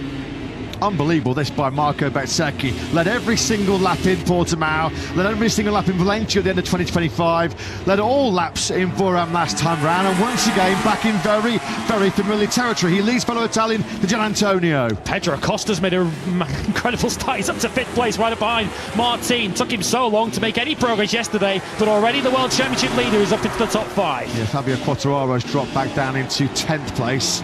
He's just behind Ayagura and Joan Mir into the chicane. 10 and 11 then for the first time. You can just see there Quartararo running over the inside curve. He's got Fermin Aldeguer directly behind him on that special Alex Barros Brazilian livery. Shocking start for Paco Bagnaia. He's dropped 3 further places. He's now down in 14th place, mired in the midfield. So we've got Acosta, Mir, Quartararo, Razgatlioglu, Rins and Marini on Michelin soft rear tyre. How decisive could that be with 8 laps slashed off the full race distance? Marco Bezzecchi then leads over the line at 123.325, his opening salvo, as Mir comes from a long, long way back on Agura. Is he going to get the Honda stops? He is. Di Giannantonio's gone wide. Di Giannantonio makes a mistake going into the first corner, and Marc Marquez pounced on another Di Giannantonio mistake, just as he did in the sprint yesterday. Yeah, it was a late mistake yesterday, a very early one today. Marco Bezzecchi, as a result of that, is 7/10 up the road in the lead of this Grand Prix. Marc Marquez up into 2nd place. We've had a crash. Unfortunately, the 200th Grand Prix for Jack Miller only lasted a lap and a quarter. Yeah, that is a shame, unfortunately, for Jack Miller. Desperate to get some information over a long distance once again on that V4 powered Wisnar M1. Just showing Di Giannantonio his front tyre there, wasn't he? Going through 6 and 7 was Jorge Martin, who's been fast starting once again. First sprint podium yesterday for Martin since the Solidarity Grand Prix in Barcelona in 2024. Bezzecchi then that is that leads. Here we go then now through turn 11. This is 12 yesterday late on, where Di Giannantonio lost the lead and the win in the sprint. Fabio Quartararo has lost further ground. He's now out of the top 10 in 11th place. Acosta shaping for a move up the inside of Jorge Martin. Acosta up into 4th place. That was Mir attacking Zarco too. Of course, Mir and Acosta on the soft rear tyre, both flying up the order. Well, you knew that Acosta from 9th had to be ultra aggressive at the start of this Grand Prix. He has not disappointed, has he, at all? Marc Marquez and Marco Bezzecchi, first riders in this Grand Prix into the 118s. They exchange 118.8. Bezzecchi led over the line by just over half a second. Marc Marquez to get his claws into this Grand Prix, but Di Giannantonio still right behind him. Of course, Digia looking for a bit of revenge on Marc Marquez after a mistake cost him sprint victory yesterday. Of course, having already lost 2nd place, Di Giannantonio with a bit of a score to settle here. Marco Bezzecchi, in the damp conditions on Friday, was 20th, and in Q1 he had a crash at the end of FP2 on Saturday morning, which left him in 1 bike for both qualifying sessions, yet somehow he was still able to get himself on the front row of the grid. a little bit, well, missing some performance, he said, in parts of this Goiânia circuit on the Aprilia yesterday in the sprint, but boy, is he making amends for it here today. On course for what would be a dream scenario. 4 consecutive Grand Prix victories. Awesomeness by Bezzecchi. Likewise from Acosta, he looks to defend that World Championship lead. Strong start too for Alex Marquez on the Barros-inspired Grassini livery. He's right up behind the Acosta-Martin battle. We're in the middle of that right now, riding on board with Jorge Martin in 5th, but Alex Marquez is right behind us in 6th. You can clearly see there just ahead of Jorge Martin. We've got Acosta directly in front, but Marco Bezzecchi is starting to gap the field here. He's the only rider at the moment that's keeping himself in the 118s. Brilliant this early pace by Bezzecchi. His advantage over Marc Marquez crept up by another 0.3 of a second almost on that last lap. The Gian Antonio regrouping after his early mistake, just his best lap of the Grand Prix, keeping himself in 3rd place. But Bezzecchi at the moment with a pace that's just too hot to handle. Joan Mir also with rapid paces. Brad Binder's crashed out on the teammate to Acosta, the bike we're looking at from Jorge Martin. Binder, who was running in 17th place, is out of the Grand Prix. But as mentioned, Mir also has front running pace. He did a 1:19.1 last time around. That was the same pace as Marquez and Didier, as Martin now attacks Acosta and takes back 4th place. Yeah, that mistake by Binder has promoted Diogo Moreira, the home crowd favourite, up into 17th place. Martin then going toe-to-toe with Pedro Acosta. We've been waiting for a fully fit and fully confident Jorge Martin to show his credentials on that factory Aprilia. Well, we're finally seeing what he's capable of doing on that RSGP, and it's spectacular to watch. 3rd in yesterday's sprint, back up now into P4 in the Grand Prix. Marco Bezzecchi's lead is now 1.1 seconds. Now, Marc Marquez in both the sprint yesterday and, of course, in the Grand Prix in Buriram took a few laps to finally get up to speed. Once he did, he had race-leading pace. So is this another example of Marc Marquez just taking his time, just getting himself up to speed? He might need to get a move on and get up to speed quickly, because he's half a second slower than the race leader. Race of his own right now is Bez. Once again, he's the only rider in the 18s. A 1:18.717, 1.2 seconds, almost 1.3 clear of Mark as we move on to lap 5 of 23. I mean, this is just astonishing. It's just another demonstration, this by Bezzecchi. 1:19.2 from Mark, a 1:19.2 from the Gian Antonio. The next best behind Bezzecchi is the factory Aprilia of his teammate Jorge Martin. Incredible pace at the moment from the race leader, who's already come into this Grand Prix weekend, as we mentioned, leading the last 78 Grand Prix laps without reply. He's now up to 83 and counting. 1.6 seconds is his lead halfway around this 5th lap. This is almost over as a contest already. It'll be a shock to the system the time that Marco Bezzecchi is not leading a Sunday Grand Prix. Hasn't happened since the Malaysian Grand Prix in Sepang last October. He's in the groove here, isn't he, as well? We've seen just how good he was at demolishing the field, running away with it in Buriram a couple of weeks ago when he won by over 5 seconds. It was no contest in Buriram, it's no contest in Brazil at the moment. The chasing pack just have nothing at the moment for the runaway Italian. Over the line he comes, it's another fastest lap. He's just getting quicker and quicker and quicker. A 1:18.669 from Bez, the only other rider in the 1:18s. Guess who? Jorge Martin. These Aprilias are running riot once again, just as they were in Buriram at one point. And Jorge Martin could potentially be staring at a 2nd place here if he plays his cards right in the remaining 17 laps of this Grand Prix. Marc Marquez coming under intense pressure from Fabio Di Giannantonio, who carves up the inside, and Jorge Martin says thank you very much. Yeah, and we have now an Aprilia 1-2, don't we? Yeah, we do. So Jorge Martin then says, I'll take the early Christmas gift. We have now the factory Aprilia 1-2, as Lewis said. Martin then now up into 2nd place. He's nearly 2 seconds adrift of Bezzecchi. We've had one of the Aprilia 1-2, didn't we, in Barcelona in 2023, Aleix Espargaro and Maverick Vinales. But the RSGP is now the reference motorcycle, isn't it, in MotoGP as it stands right now? Yeah, we asked the question after what we saw in Buriram, are Aprilia the reference? Well, I think we all thought, right, let's see a little bit more evidence, let's see a different racetrack, different conditions, different challenges, and once again, it is all Aprilia at the front of the field, and already Jorge Martin is not only gapping the 2 behind him, but he's chipping away at Marco Bezzecchi's lead. At the point that Martin took 2nd place, it was 2.2 seconds. It's already down to 2 seconds, a 1:18.803 for Martin, 2/10 quicker than Bezzecchi. Remember, he was passing 2 people while doing that. A terrible lap that by Bez, a 1:19 flat, sluggish pace. He's still comfortably clear, 2 seconds ahead of Martin. Jorge Martin, he said yesterday, he's way ahead of schedule. He could not in his wildest dreams imagine being in the podium contention in the sprint at round 2. Well, He's on course to go one better in this afternoon's Grand Prix, third in the sprint yesterday. Now he is here in second place. This was the aggression from the Gianantonio. He's going to fire at the VR46 Ducati on the inside of Marc Marquez going into turn 4. They both run out to the marbles, and then just cutting to his normal racing line on the inside, was saying thank you very much, I'll take that gift. Jorge Martin up into second.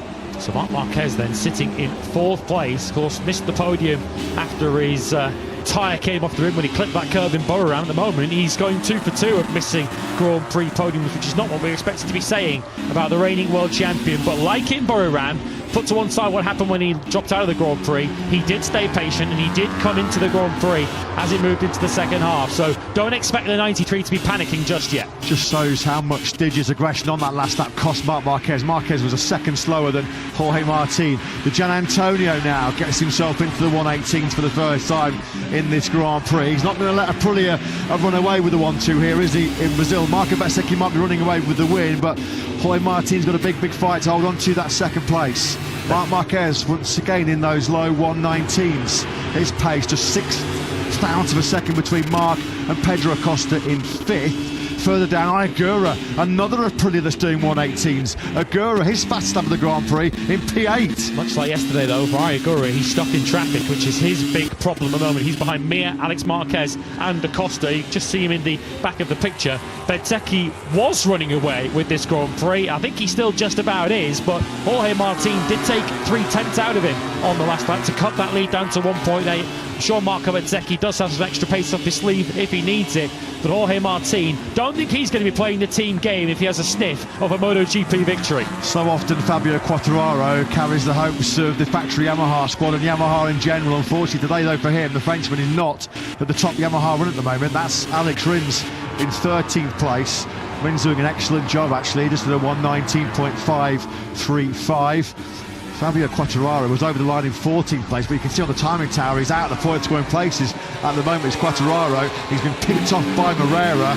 The day's going from bad to bad, worse, isn't it, for Fabio Quartararo? Down from 6th to 16th. Yeah, I guess in some respects reverting back to what he probably expected after the incredible qualifying performance and sprint performance, to be fair, that Quartararo put in yesterday. The Yamahas, I guess, reverting back towards where they were when things settled down in Buriram. It's settling down a little bit at the front now. The top 4 all exchanging 118s. 18.8 for the top 3, with Gianantonio setting his best lap for the Grand Prix. Marc Marquez and 18.9 in 4th place.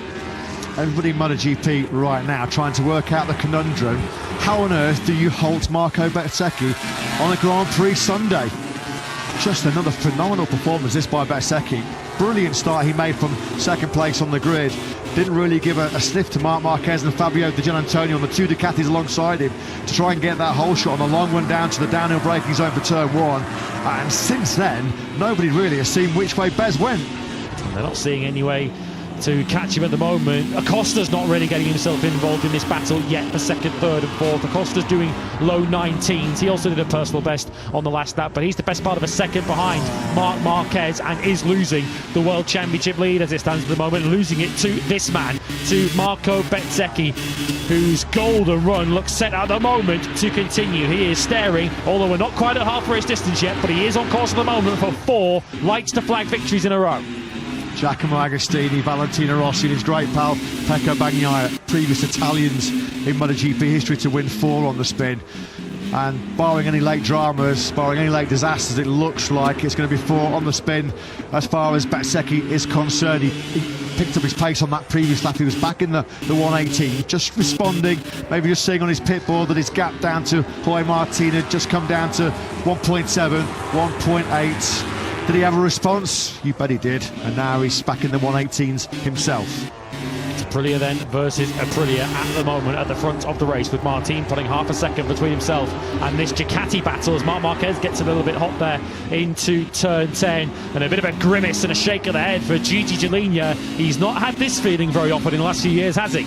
Well, he was the former technical mastermind of Aprilia, wasn't he? Prix 2014 when he first jumped over to Ducati. Well, it's his old paymasters at the moment that are mastering the MotoGP World Championship. Marco Bezzecchi, once again, is a 119 flat. Slightly quicker behind him were Martin and the Gianantonio. Have to say Marc Marquez there in 4th place. Don't know whether Mark just may be biding his time, manning his tyres to launch a potential late attack on Martin and Diggio ahead of him, but he hasn't really met. Somebody's gone down. Yep, so it's not Marco Bezzecchi. You can see him somewhere. top left of your screen. I think it might be Pecco Bagnaia, who had just taken 11th place. Unfortunately, though, he is now out of this Grand Prix. His miserable start to 2026 continues. Well, a lot of people wondered whether there was going to be any kind of hangover from his dismal 2025, and we're getting our answer at the moment. Down he goes into the first corner in pursuit of Johan Zarco's LCR Honda, and that's the exact same crash that Zarco had himself in the sprint yesterday. Oh dear, Bagnaia. Oh, Joan Mir. It's another double DNF from 7th place for Joan Mir. Yesterday he got a bit of a helping hand into the gravel trap after Raul Fernandez's early aggression in the sprint. This one though is all of his own doing as he rolls off the side of the tyre going into turn 4.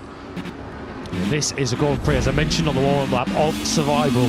No one is guaranteed any kind of result until they see the checkered flag waving in their face. As we look overhead once again, as Bezzecchi puts a serious response in to Jorge Martin there. A 1:18.654. Bezzecchi with the fastest lap of the Grand Prix, saying to Jorge Martin, hey teammate, I've got this one firmly under control. That is a 34th GP DNF in 58 for HRC for Joan Mir. What a miserable experience he's had in Goiânia. That's astonishing pace, isn't it, by Marco Bezzecchi? Half distance almost completed here in Brazil, and he is just rubbing their nose at the moment, kicking sand in their faces. A 1:18.654. You're supposed to be going slower at this stage of the Grand Prix, Marco, not faster. Well, myself and Matt have the honour and the pressure of choosing the overtake of the race nominees at the end of this Grand Prix. Potentially a contender just there, with Alex Marquez taking Pedro Acosta into turn 1. Alex Marquez now up into 5th place. That's the good news for Alex. The bad news is he's got 2 seconds to try and make up if he's to join the battle for the final podium position between Fabio Gianantonio and Marc Marquez. Where's your vote going for rider of the race? Of course, you can vote now. There'll be a lot of support for Marco Bezzecchi. I'm sure a lot of support for Jorge Martin as well, as Pedro Acosta climbs all over the rear tyre of Alex Marquez's beautiful Barros Brazilian livery for Gresini Ducati. Over the line we go. Marco Bezzecchi. Fair play to Martin in second. He's trying to keep Bez honest at the front of this Grand Prix. Martin has just set his personal best lap of the race, a 1:18.802, but the gap has not come down to under 1.7 seconds, has it? That's a gap that you feel is more than capable of Bezzecchi managing at the front. Just keeping a close eye on the Diggio-Marc Marquez battle, a bit of a repeat, the first and second in yesterday's sprint. Nothing between those two in terms of lap times, low 1:19s for the pair. How important is that start going to prove to be for Marco Bezzecchi to get the advantage into the first corner and build that early advantage whilst Martin was stuck in a little bit of traffic, the traffic that only opened up for him once Gianantonio and Marc Marquez moved out of his way, because it's clear, isn't it? As soon as Jorge Martin has been in clear air in second place, he's had similar, if not faster pace to Marco Bezzecchi. They've been trading pretty fast laps. The lead has hovered around sort of 1.7, 1.8 seconds. Very little to choose between the two. But for Jorge Martin, the damage in terms of winning this Grand Prix might have been done in the first sector of the race. Big payday beckons here, doesn't it, for Bezzecchi, as Pedro Acosta on the inside of Alex Marquez. Well, whatever room there was there, he decided to take it come what may, didn't he? Alex Marquez then trying to line him up on the exit of the final corner. Marco Bezzecchi will be taking the World Championship lead as it stands right now. That's why Pedro Acosta's fighting tooth and nail to try and limit the damage, and having compromised his exit speed with the aggressive entry into 13, Alex Marquez does dish out some retaliation and wrestles back P5. And Ayagura with the front row seat of this battle in P7, and he'll be once again a little bit frustrated with the pace he has, but he can't use any of it because once again he is stuck in traffic. It was Fabio Quartararo that he was staring at for much of the sprint yesterday. This time it's Acosta and Alex Marquez, because you fancy that Agura would have the pace to be in this Diggio-Marc Marquez battle if he could just clear the pair ahead of it. This is just dreamland, isn't it, right now for Aprilia? What a motorcycle they have created for the likes of Jorge Martin and Marco Bezzecchi. Those two are delivering, aren't they, here on Sunday in Brazil. Bezzecchi 1.9 clear of Martin. What has Marc Marquez got left late on? He said in Buram he was just happy to save energy and save rubber, crucially, as he was trying to find a way to close in on Raul Fernandez late on in that Thai Grand Prix before that real freak tyre incident brought him out of contention. is this now the plan for Mark? Is he just going to wait and try and rescue third place here late on from the Gian Antonio? You can forget about the Aprilias, they are long gone. They are exchanging mid to high 18s. Personal best for Martin on 18.7 last time round, but Bezzecchi a 10th quicker. And here's another Aprilia making moves up the order. Ayagoro now into the top 6 at the expense of Acosta. Looks like a bit of a sitting duck right now, doesn't he, Acosta, on that KTM. Software tyre, of course. Yeah, having barged Alex Marquez out of the way at turn 13 a couple of laps ago. A block past. Guess he thought, well, if I can get ahead of Alex Marquez and then just maybe block him for a few laps. I mean, we saw on so many occasions last year what an awesome defensive rider Pedro Acosta could be. But yeah, as he just punished that rear tyre too much, Segura made light work of him there on the run down to turn 1. Because this is, of course, lap 15, which was sprint distance yesterday. So past this point, we're now entering a territory that our soft rear tyre has not been into so far this weekend. So Pedro Acosta might well be a little bit concerned at the current pace that he's setting, doing mid 119s. He's now a second a lap off the race leading pace. Pecco Bagnaia, she's not even in this Grand Prix, and already after 2 Grand Prix weekends, Bagnaia just with 10 points to his name. Not at the races at all. Has he been? A bit of chaos that's ensued ahead of him has seen Diogo Moreira elevated up into 13th place. You can just see him there. He's just ahead of Frankie Morbidelli. He's got Alex Rins directly ahead of him on circuit. Credit to Alex Rins. He's doing a pretty solid job out there at the moment, a respectable job to keep the Yamaha inside the points going places. Fabio Quartararo at the moment on course for a rather fortuitous single point. And they have Bastianini on the last lap has picked off Toprak Razgatlioglu for 16th. That's a consolation prize at best, isn't it, for the Beast after the weekend he's had. That's a 3-way battle at the moment. Quartararo, Bastianini and Toprak, 15th, 16th and 17th. This is the battle now for third place, both in the 118s on the last lap. Digia and Marc Marquez, but unfortunately the horse, or horses, called the Aprilias, have bolted up at the front of the race. Yeah, I mean, it's still going to represent, if he holds on to the podium, a real strong weekend for Digia. Pole position, second in the sprint and third in the Grand Prix. A 1-2-3 combo, but I think he'd have been expecting a little bit more here this afternoon. But once again, on Sundays, the Aprilia just seem to be able to raise their game.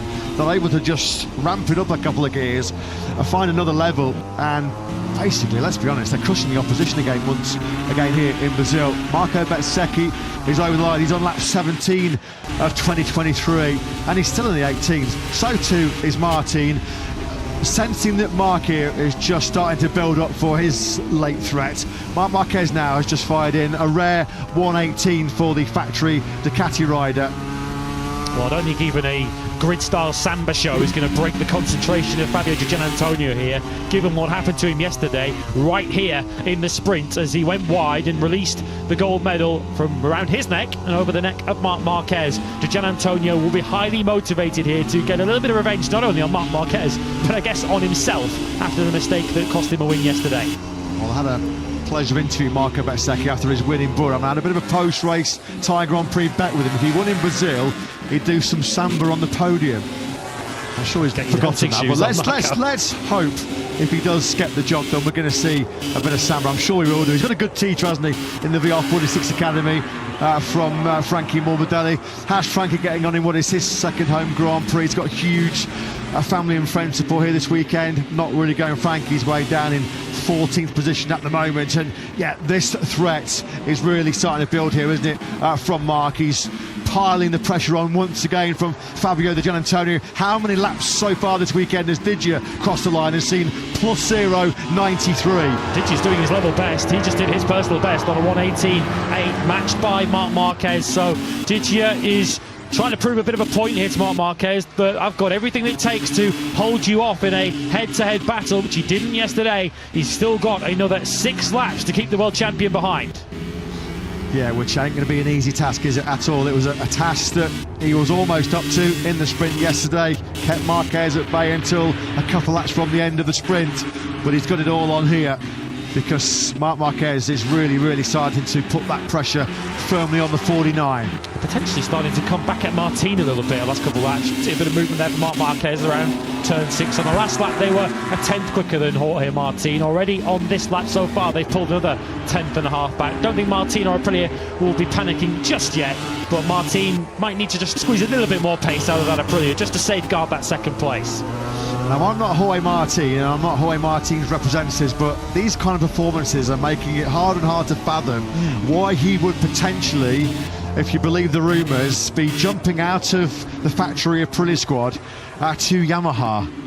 Leading Yamaha at the moment, by the way, is in 14th place. Alex Rins, who is, some 15 or so seconds and change back from the race leader as the battle for third continues. Yeah, it's a bit of a conundrum for Jorge Martin. Who knows? Jorge Martin might well be in the running to challenge for a second MotoGP World title this season. If this Aprilia is the dominant package in the first two Grand Prix, then over the next 20, of course, still an awful long way to go in the season, and Ducati will not take this line down. But Aprilia, as we've discussed, surely at the moment have the reference motorcycle. Do we have a new favourite already at this stage for the MotoGP World Championship? I tell you what, if Aprilia go to Austin next weekend and do this again, as Marc Marquez, the king of Cota, is putting some manners on Fabio Di Giannantonio, this is a bit of a personal duel, isn't it? Marc Marquez back into third place. Listen to the roar of the Brazilian fans. They've got Diogo Moreira running in the point scoring place down in 13th place, but as he is all around the world, Marc Marquez is so popular. He's going to lose some drive though, isn't he, now coming out of turn 12? Marc Marquez, and he had to wait for a mistake from Di Giannantonio to seize the lead in the sprint yesterday. This time he's decided to take matters into his own hands. That was aggressive, wasn't it, by Marc, going through that 6-7 complex, the two left-handers. So then, Digia, have you got anything to try and fight back and deny Marc Marquez his first Grand Prix podium of 2026? Well, of course, Digia put a pretty tough move on Marc early on, which released Martin through. Digia, much like he did in the sprint yesterday, was able to get up alongside Marc Marquez, but can't outbrake him into the first corner. And is this deja vu for Digia 24 hours on? Yeah, could well be. This is at turn 4 where he has already put on some aggressive moves. They go through the fastest corner circuit into 3, now into 4. Marc goes super defensive. There's just nothing. He wasn't going to leave any kind of inch there for Di Giannantonio to throw that VR46 Ducati on the inside. What about now through 5? Now through the left-handers of 6 and 7. This is where Marc attacked on the last lap. This will certainly ease the pressure on Jorge Martin for second place. This was the move. Marc Marquez, bit of a block pass, but perfectly legitimate. Just stuffed it up the inside of Fabio Di Giannantonio and said, DJ, you can tip it in as much as you want, but I've got the high ground, I've got the inside line, and I've got your third place. That's how close it was. That is how close it was. It's the old cliche, isn't it? Rubbing his racing. Di Giannantonio's got back ahead of Marc Marquez. You can see the live picture-in-picture screen there. And Di Giannantonio, well, fair play to him. Fabio is fighting fire with fire here. What a battle this is for the final place on the podium. Certainly is going to cost him the chance to reel in Jorge Martin for second. But Fabio Di Giannantonio, just as you knew he wouldn't, he ain't taking this lying down. Yeah, so we're just sort of trying to keep an eye on it. The top of the Canyon screen. Did Marc make a mistake, or did Digia just deal have some revenge?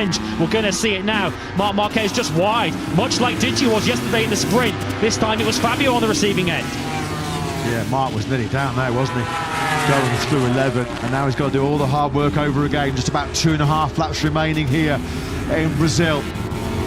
Marco Bezzecchi in cruise control here in Goiânia. We pick up the runaway race leader, who just is getting so accustomed to seeing clear tarmac ahead of him. Is he going to be your pick for rider of the race? What about Di Giannantonio or Marc Marquez in their epic fight once again for a podium position? I was about to mention it a moment ago before Marc Marquez engaged with Fabio Di Giannantonio, but if Aprilia go to Austin and do this again, as Jorge Martin makes a bit of a mistake into turn 11, and they dominate at the circuit of the Americas, where Marc Marquez has dominated through his entire MotoGP career, then the alarm bells will be sounding loud and clear in Borgo Panigale.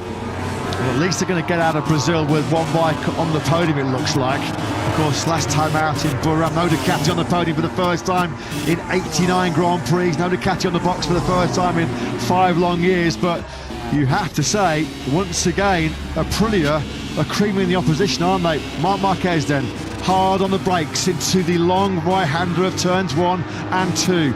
Once again, he closes up on Fabio Di Giannantonio, trying to make that VR46 Ducati as wide as an 18-wheel truck right now, isn't he, Digia? Into 4 we go.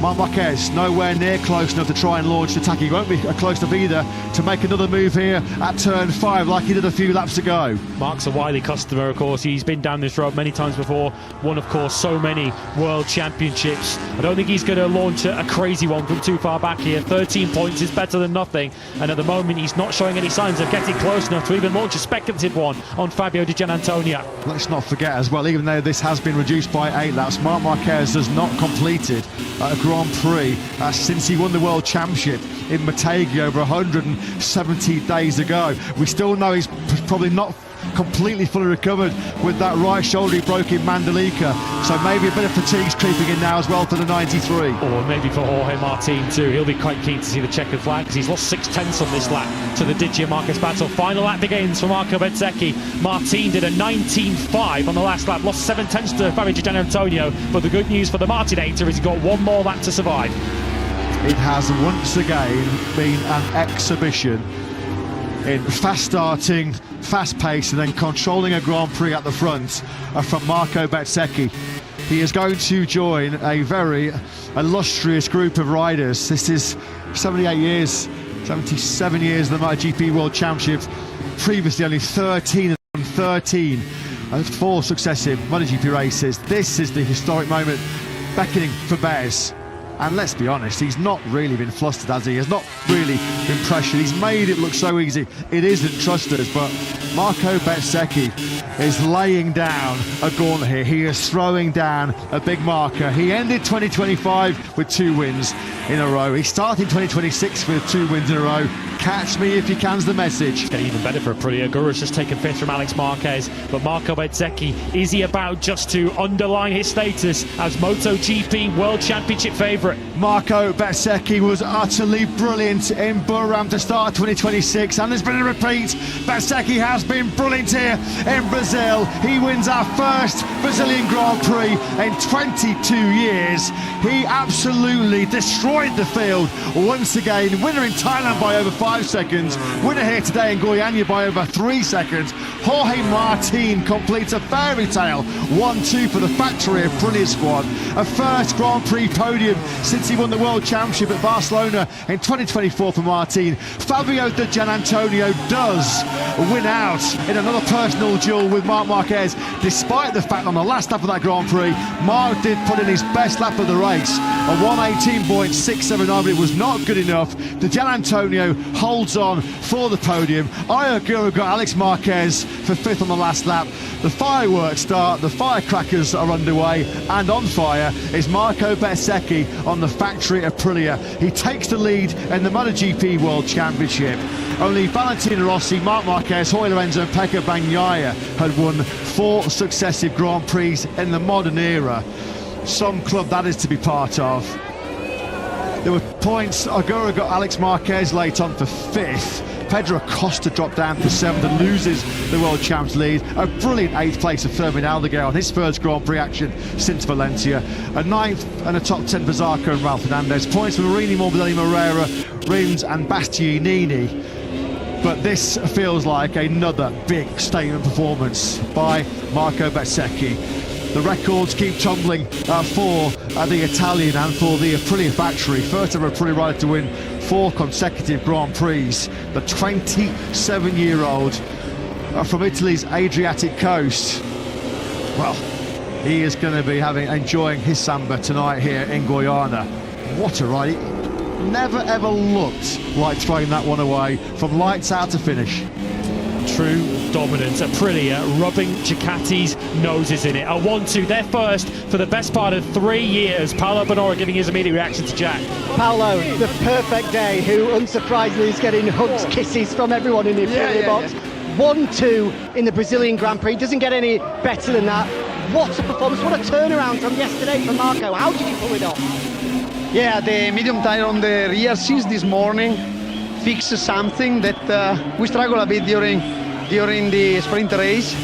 There was too much over overforce on the front tire, and the rear medium help a bit in the braking, and also in the acceleration phase for the stability. We have seen during the warm-up already for the Jorge and Marco in particular, and to be honest, they did a wonderful job. They start in a very great way, very good start, and they manage in a very careful way the front tire. Your favourite saying to me is feet on the ground, but come on, Paolo, you're fighting in the World Championship here. No, we have already still the feet on the ground. Thanks a lot. Feet doing some samba dancing right now, that's for sure, inside the factory at Prix garage. Jorge Martin was overcome with emotion yesterday after he picked up that bronze medal in the sprint. He goes one better here today. Second place, his first Grand Prix podium in nearly 500 days on what was an unforgettable weekend, of course, when he was the Pramac Ducati World Champion over in Barcelona. Huge respect and kudos to Fabio Di Giannantonio. It's got to be one of the toughest challenges in MotoGP history to win an out-and-out fight with Marc Marquez. He has done just that, and look at that in terms of the championship. Pedro Acosta's poor weekend sees him surrender the lead and drop back down to third. Marco Bezzecchi and Jorge Martin first and second in that Grand Prix of Brazil. And fairy tale stuff this for Aprilia, first and second in the World Championship. And Marc Marquez already at this stage 22 points behind Marco Bezzecchi, and Marco Bezzecchi looks like he's in the mood to extend that in the races that come up. Of course, next weekend we go to Marquez territory in Austin, Texas, a venue that he has adored and dominated at over the years. But if Aprilia go there and stick it onto Ducati, then Ducati know they have a major problem if they don't already in 2026. Yeah, Ducati and Marc might need Cota just to sort of get a reference of where they're at. We know how strong he is around that Austin circuit. You just saw there on screens. 2022, Aleix Espargaro, the last time an Aprilia rider sat at the top of the World Championship rankings. Those two once were sworn enemies and fierce rivals when they fought it out for the 2018 Moto3 World Championship. And now they sit alongside each other, first and second at the elite level. Congratulations from VR46 Ducati. An excellent job. What a weekend it has been for Fabio Di Giannantonio. And as we said, there aren't too many occasions in his Grand Prix career when, in an out-and-out race-long fight, Marc Marquez comes out the wrong side of it. Fabio Di Giannantonio ensured that was the case today. With Marco Bezzecchi takes the plaudits, there you can see he embracing Fabiano Sterlachini. What a weapon he's turned that RSGP into. Absolutely brilliant. Aprilia just, they're pinching themselves, aren't they, right now, here and back in Nawale. 4 successive victories from Marco Bezzecchi, all of them leading every single lap. Is it now over 100 laps, Lewis, or nigh on 100 laps that he's led the last 4 Grand Prix? We have 101 laps now without reply. Now that is dominance. That MotoGP is 101, according to Marco Bezzecchi. That's next level. That is different class, isn't it? Warming himself even more to the hearts of the Brazilian fans. It's Jorge Martin with his number 89 Brazilian football shirt. Strong weekend for Ayagura. 5th over the line he was in the sprint yesterday. 5th over the line in the Grand Prix here today as well. Some weekend for VR46 Ducati as Fabio Di Giannantonio out of Q1 took pole position, fought for the win in the sprint, and then got a bit of revenge, didn't he, today on Marc Marquez after they toughed it out for the final place on our Grand Prix podium. Tell you what, if Marco Bezzecchi and Aprilia go to Cota next weekend and topple Marc Marquez and Ducati, then that is, we're already standing up and taking notice, aren't we? But that will feel like an even bigger statement from the Nawale factory. So, 3 Italian motorcycles in Parc Ferme. There is Dorna CEO Carmelo Espeleta, or rather the MotoGP Sports Entertainment Group, as I should now say, coming to congratulate our top 3 And Jorge Martin has a taste for it again now, doesn't he? Back on Grand Prix podiums. And at what point does the mindset of Jorge Martin, as Massimo Rivola is, I guess, taking phone calls of congratulations, at what point, I wonder, does Jorge Martin's mindset go from, I'm happy to be here, to, I can win a second World Championship this year? That was a brilliant ride by Fermin Aldeguer. 11.3 seconds behind Marco Bezzecchi at the checkered flag. That guy had not done anything anywhere near long distances on that Ducati since Valencia last year. What a weekend then for Fabio Di Giannantonio. Pole position and 2 podiums to boot. Let's get his thoughts with Jack. Fabio, what a weekend and what a way to bounce back from yesterday. You could just tell you were not going to let Mark beat you again. To battle back and beat him head to head, how satisfying is that? I pushed really hard, especially because I didn't make C, but this morning I had the bang on my left shoulder like last year. So I wanted to don't think about it, but once I started the race on the hard braking on the left, I was really struggling. So yeah, it was difficult at the beginning. Aprilia had something more compared to us, but then yeah, the battle with Mark was super fun. Always aggressive from his side, but it's normal because this track is quite estreito. I don't know. It's quite little tight, yes. So it was normal, but this time it was me or me, like me or me. Yesterday he took it, now I took the podium. It's not a win, but for sure it's a great battle and I'm happy to have battle with him. Super weekend, congratulations. Thank you. Ciao a tutti ragazzi, grazie. Yeah, Fabio Di Giannantonio then just revealing to us there that he was a little bit beaten up, a little bit battered after that crash in this morning's warm-up session, which shows just how hard he had to fight with Marc Marquez. Look at that. That is MotoGP combat at its closest. It was hard, it was aggressive, but it was fair between 93 and 49. And you got a sense, didn't you, that Fabio Di Giannantonio was not going to let lightning strike twice. That was one of the key moments going through turn 12, where Marc Marquez almost crashed out of contention. 4th place then at the checker flag, that for the number 93. Fabio Di Giannantonio then comes over the line for his 7th MotoGP podium finish. Great job by him. And what about Jorge Martin? Brilliant by the factory Aprilia rider. 2 podiums here in Brazil. Let's get his thoughts for Jack. He's already practicing the samba, is Jorge, and quite rightly as well. What a return to form, a double podium. We could see the emotion of yesterday. Now to finish 2nd and an Aprilia 1-2 as well. It must be the perfect weekend for you. Yeah, today, ta quasi on. I miss a bit.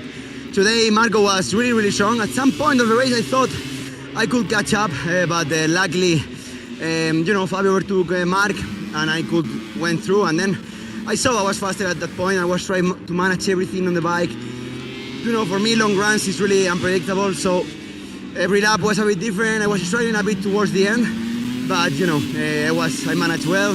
I tried to win that, but it was really difficult to take out from Marco. Anyway, super happy for closing this solid weekend. Thanks to Aprilia, they are an unbelievable team. Thanks to Marco because he's helping me a lot, and I think we are a great team and we can deliver good things this year. Great job, well done. Thank you. Gracias, Brasil. Obrigado. They are already delivering good things, aren't they? The Aprilia pairing. This was Jorge Martin. He would have looked ahead and seen Fabio Di Giannantonio pick up Marc Marquez on the entry into turn 4. Both of them running out wide and just slotting down Aprilia on the inside. To take 2nd place was Jorge Martin. Look at that, he's pumped. He is buzzing. His first Grand Prix podium as a factory Aprilia rider. Outstanding job by Jorge Martin. They can't quite believe what's happening, can they, at Aprilia at the moment. They've got the top 2 riders in that Goiânia Grand Prix. The top 2 riders now in the World Championship. Is at the moment an unstoppable, an unbeatable Marco Bezzecchi, who wins once again here in Brazil. Let's get his thoughts for Jack. Marco, that's now a fantastic 4th victory in a row. Your 100% record at the start of the season continues, and now the new MotoGP World Championship leader. Not bad. Not bad. I'm very happy. It was a tough weekend. Was super tough on Friday. We started in a bad way, and it was difficult to keep the motivation super high. But the guys did a wonderful job, and I also pushed myself over the limit to try to compensate everything I could, and at the end we found a way to make the bike in a fantastic way. I adjust some details on my riding, and from this morning I felt better, so I said, okay, maybe I can try to fight, and it was an amazing race. I'm super happy. I wanna dedicate this victory to Robbie, that unfortunately passed away last week. He was a dear friend of mine, so it was tough, and I'm very happy that I can dedicate this to him. Well said. Congratulations. Thank you very much. Yeah, that's a lovely tribute there to Robbie Lunaday, part of our close-knit MotoGP community, who sadly lost his life in a road traffic accident in Rimini last weekend. As Marco Bezzecchi there said, a close friend. And that MotoGP community down on Italy's Adriatic coast. Thoughts and prayers are with Robbie's family and friends. Marco Bezzecchi, though, just continuing right now what is an unrivaled domination. I mean, we said in commentary, it's anything but easy to win a MotoGP race, but right now he's making it look so easy. And as he mentioned there, I mean, he was all at sea and lost on Friday, 20th at the end of that rain-disrupted practice session. Fast forward 48 hours, and he's making it 4 successive Grand Prix victories in a row. He now leads the MotoGP World Championship. Aprilia on top of the standings for the first time in 4 years. Aprilia and Marco Bezzecchi running right in MotoGP. Sì, 1.9, 1.6, 1.9. Io che avevo loro che anche... vedevo.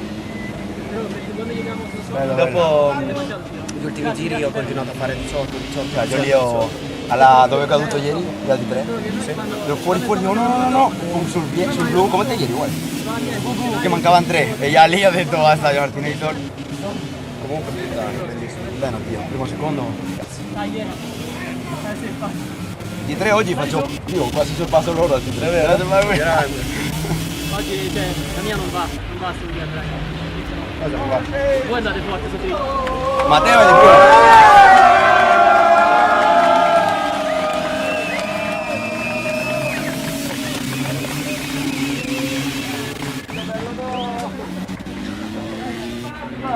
Vamos.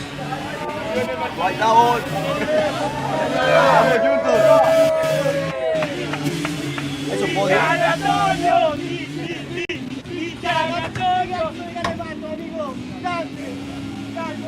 No, ma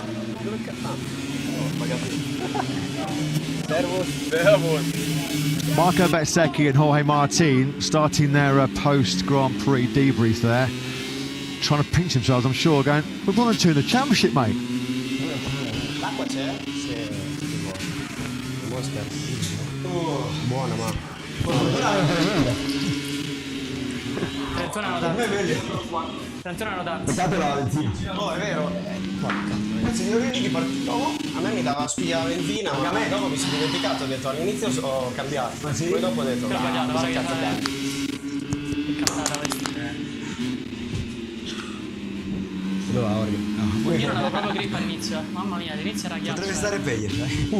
Senti un po', ma prendete l'acqua là dentro? Usate? No, se no me butto dentro. No, io metto la faccia dentro. Mettila. Vai. Guarda il barman. Sì, vuole un drink?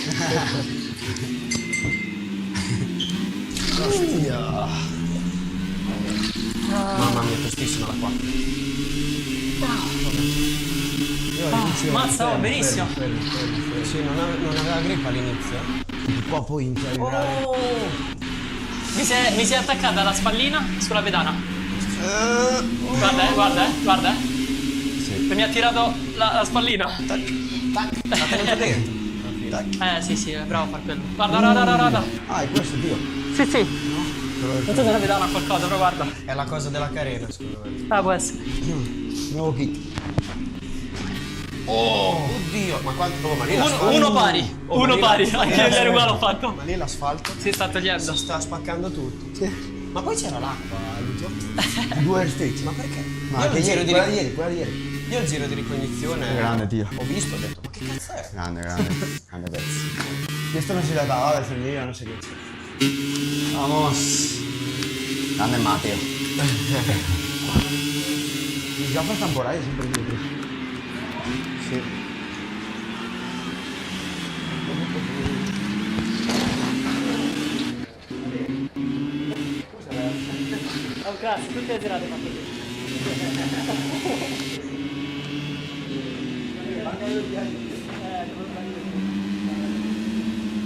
Jorge Martin making his first mistake of the weekend there, almost destroying our ice bucket. A very welcome, cool treat for our top three here in scorching hot conditions in Brazil. From Buriram to Brazil, from Southeast Asia to South America, it is Marco Bezzecchi who is standing tall and proud on the top step of the podium here once again. They can't quite believe what's happening right now, can they, in the factory Aprilia team? You have to enjoy these special moments, and they certainly are. For so long, the Italian kings in MotoGP have been Ducati, but is there being a shifting in the balance of power in MotoGP right now? Certainly at the moment, Aprilia are in such a sweet spot with a 1 and 2 in the Grand Prix, 1 and 2 in the World Championship. Fabio Gianantonio, who's just taken his face out of that ice bowl back in the green room before the podium. And now the sweet taste of third place for him. Second for Jorge Martin. His best result, of course, and first Grand Prix podium in the colours of Aprilia. Aprilia, who are flying their flag high as the dominant force right now at the start of 2026 in MotoGP, with Marco Bezzecchi extending his extraordinary run. 4 consecutive Grand Prix wins, 101 Grand Prix laps led without reply. Catch us if you can.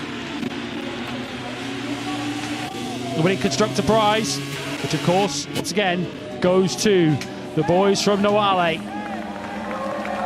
The hard-working men and women of Aprilia have built a monster in 2026. It is Ducati's long-running dominance of MotoGP in both the Riders and the Constructors' Championship coming under some genuine threat now.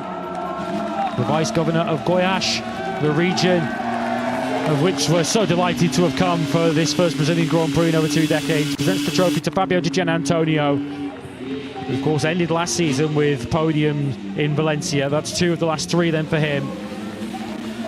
Second place to Jorge Martin, a 33rd MotoGP podium. How sweet must this one feel though? After all the sacrifice, the rehabilitation, the recuperation of 2025, he's a genuine contender again in 2026. The governor of Goiás is going to hand over yet another race-winning trophy. Number 8 for Marco Bezzecchi in MotoGP. His winning streak goes on. Aprilia's winning streak goes on as Bez bounces to the top of the MotoGP World Championship.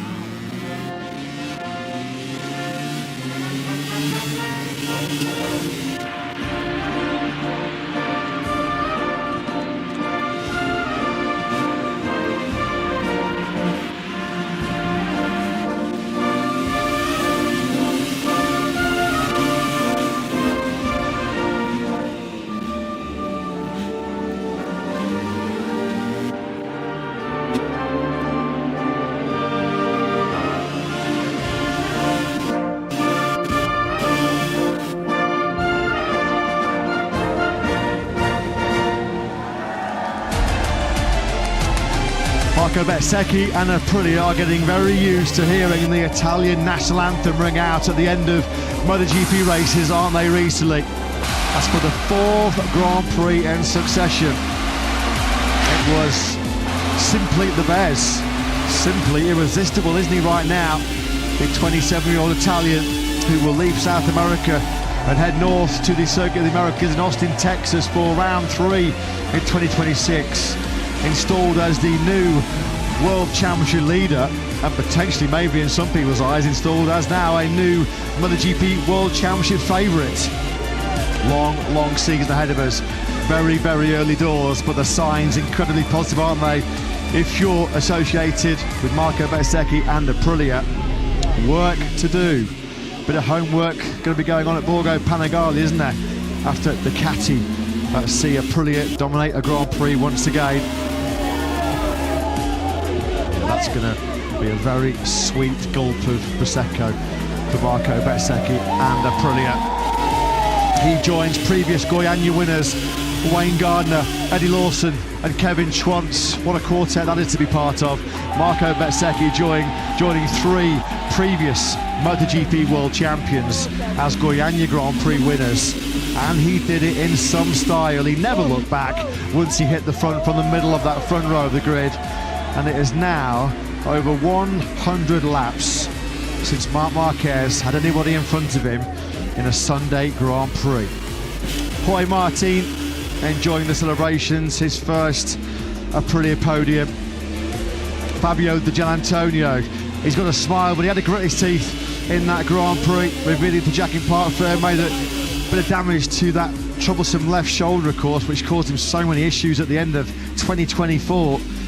Let's hope that there's no lingering after effects of that one that he's going to carry for the next few Grand Prix, but he really did have to dig deep, didn't he, for that first podium in 2026. Aprilia victorious then here in Goiânia. Double celebrations here in South America as Jorge Martin betters his third in yesterday's Tissot sprint. Second in the Grand Prix, 3.2 seconds he was behind Bezzecchi when the checkered flag was thrown after the race distance was slashed from 31 laps to 23 laps. They are now the pictures that are going to be lighting up social media all around the world as we head next to what traditionally is a Marc Marquez stronghold. Can he return to be the king of COTA, having crashed out of the lead there last year? We head from South America to North America for one of our most popular visits to the music capital of the world. Next week we'll see you in Austin, Texas. And Aprilia will want to get over there right now. All Aprilia in Goiânia. Marco Bezzecchi and Jorge Martin 1 and 2. Fabio Di Gianantonio winning the Ducati battle for 3rd and 4th over Marc Marquez. Ayagura backing up Aprilia's incredible afternoon with 5th, passing Alex Marquez on the final lap. Pedro Acosta 7th, losing the World Championship lead as a result. Aldeguer Zarco and Ralph Fernandez, he top 10. Marini Morbidelli, points for Diogo Moreira at home, also for Alex Rins. And Enea Bastianini, who passed Fabio Quartararo late on.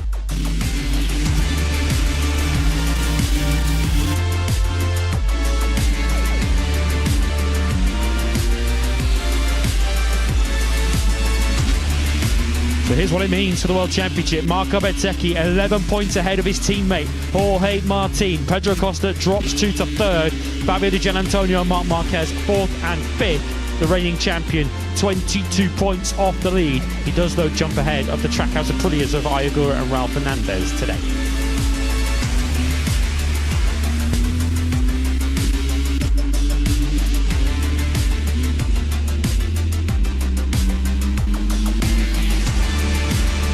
Aprilia lead the Constructors' Championship now by 17 points over Ducati. They are 5 clear of KTM, who drop to 3rd.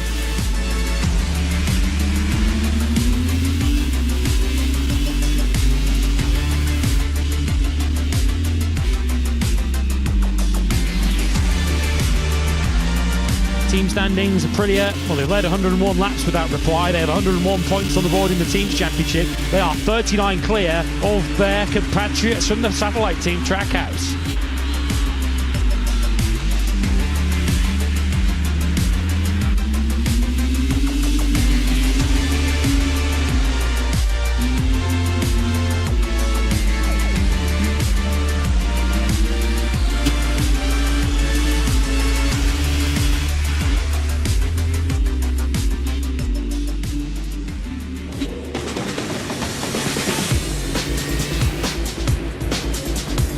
Let's have some highlights then. Aprilia will want to watch these for quite some time. This was the key moment, wasn't it? This was where the race was won for Marco Bezzecchi, blasting past Fabio Di Gianantonio off the line and never looking back. Fabio Quartararo, unfortunately, is heading backwards after a poor start from fourth on the grid, losing places to the likes of Martin Acosta and the Gresini Ducatis. Pedro Acosta was on that soft rear tyre, trying to make some early inroads from his 9th place on the grid. An error from Di Giannantonio around turn 1 saw him lose what was at that point 2nd place to Marc Marquez. Costa did briefly hold 4th, but he lost that to Jorge Martin, who was in the best position to pounce when Di Giannantonio and Marc Marquez locked horns.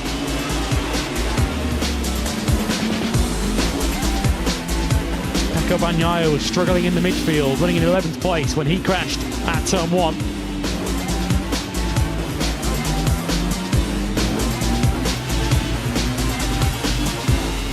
Not a day that the Ducati Lenovo team will look back on fondly. Gresini were making moves as Alex Marquez took what was 6th place from Pedro Acosta at the end, both passed in the latter stages by Ayagura's Aprilia. But the Digia Marquez battle was not settling down. Di Giannantonio holding P3. Well, Marc Marquez put a big move on him into turn 6. The world champion looking to try and salvage a podium from a difficult afternoon. Unfortunately for him, though, a mistake around turn 11 and 12 saw him lose that 3rd place back to Digia. That was the decisive move in the battle for the final podium spot. 1st and 2nd, though, those were well and truly locked off by the rampaging Aprilias. Jorge Martin in a 2nd place that he will treasure for some time. His best result since he was crowned world champion late in 2024. But the Bezzecchi bandwagon rolls on to Austin with Marco as the world championship leader. It is 4 in a row for the Bez, who is simply the Bez in Brazil.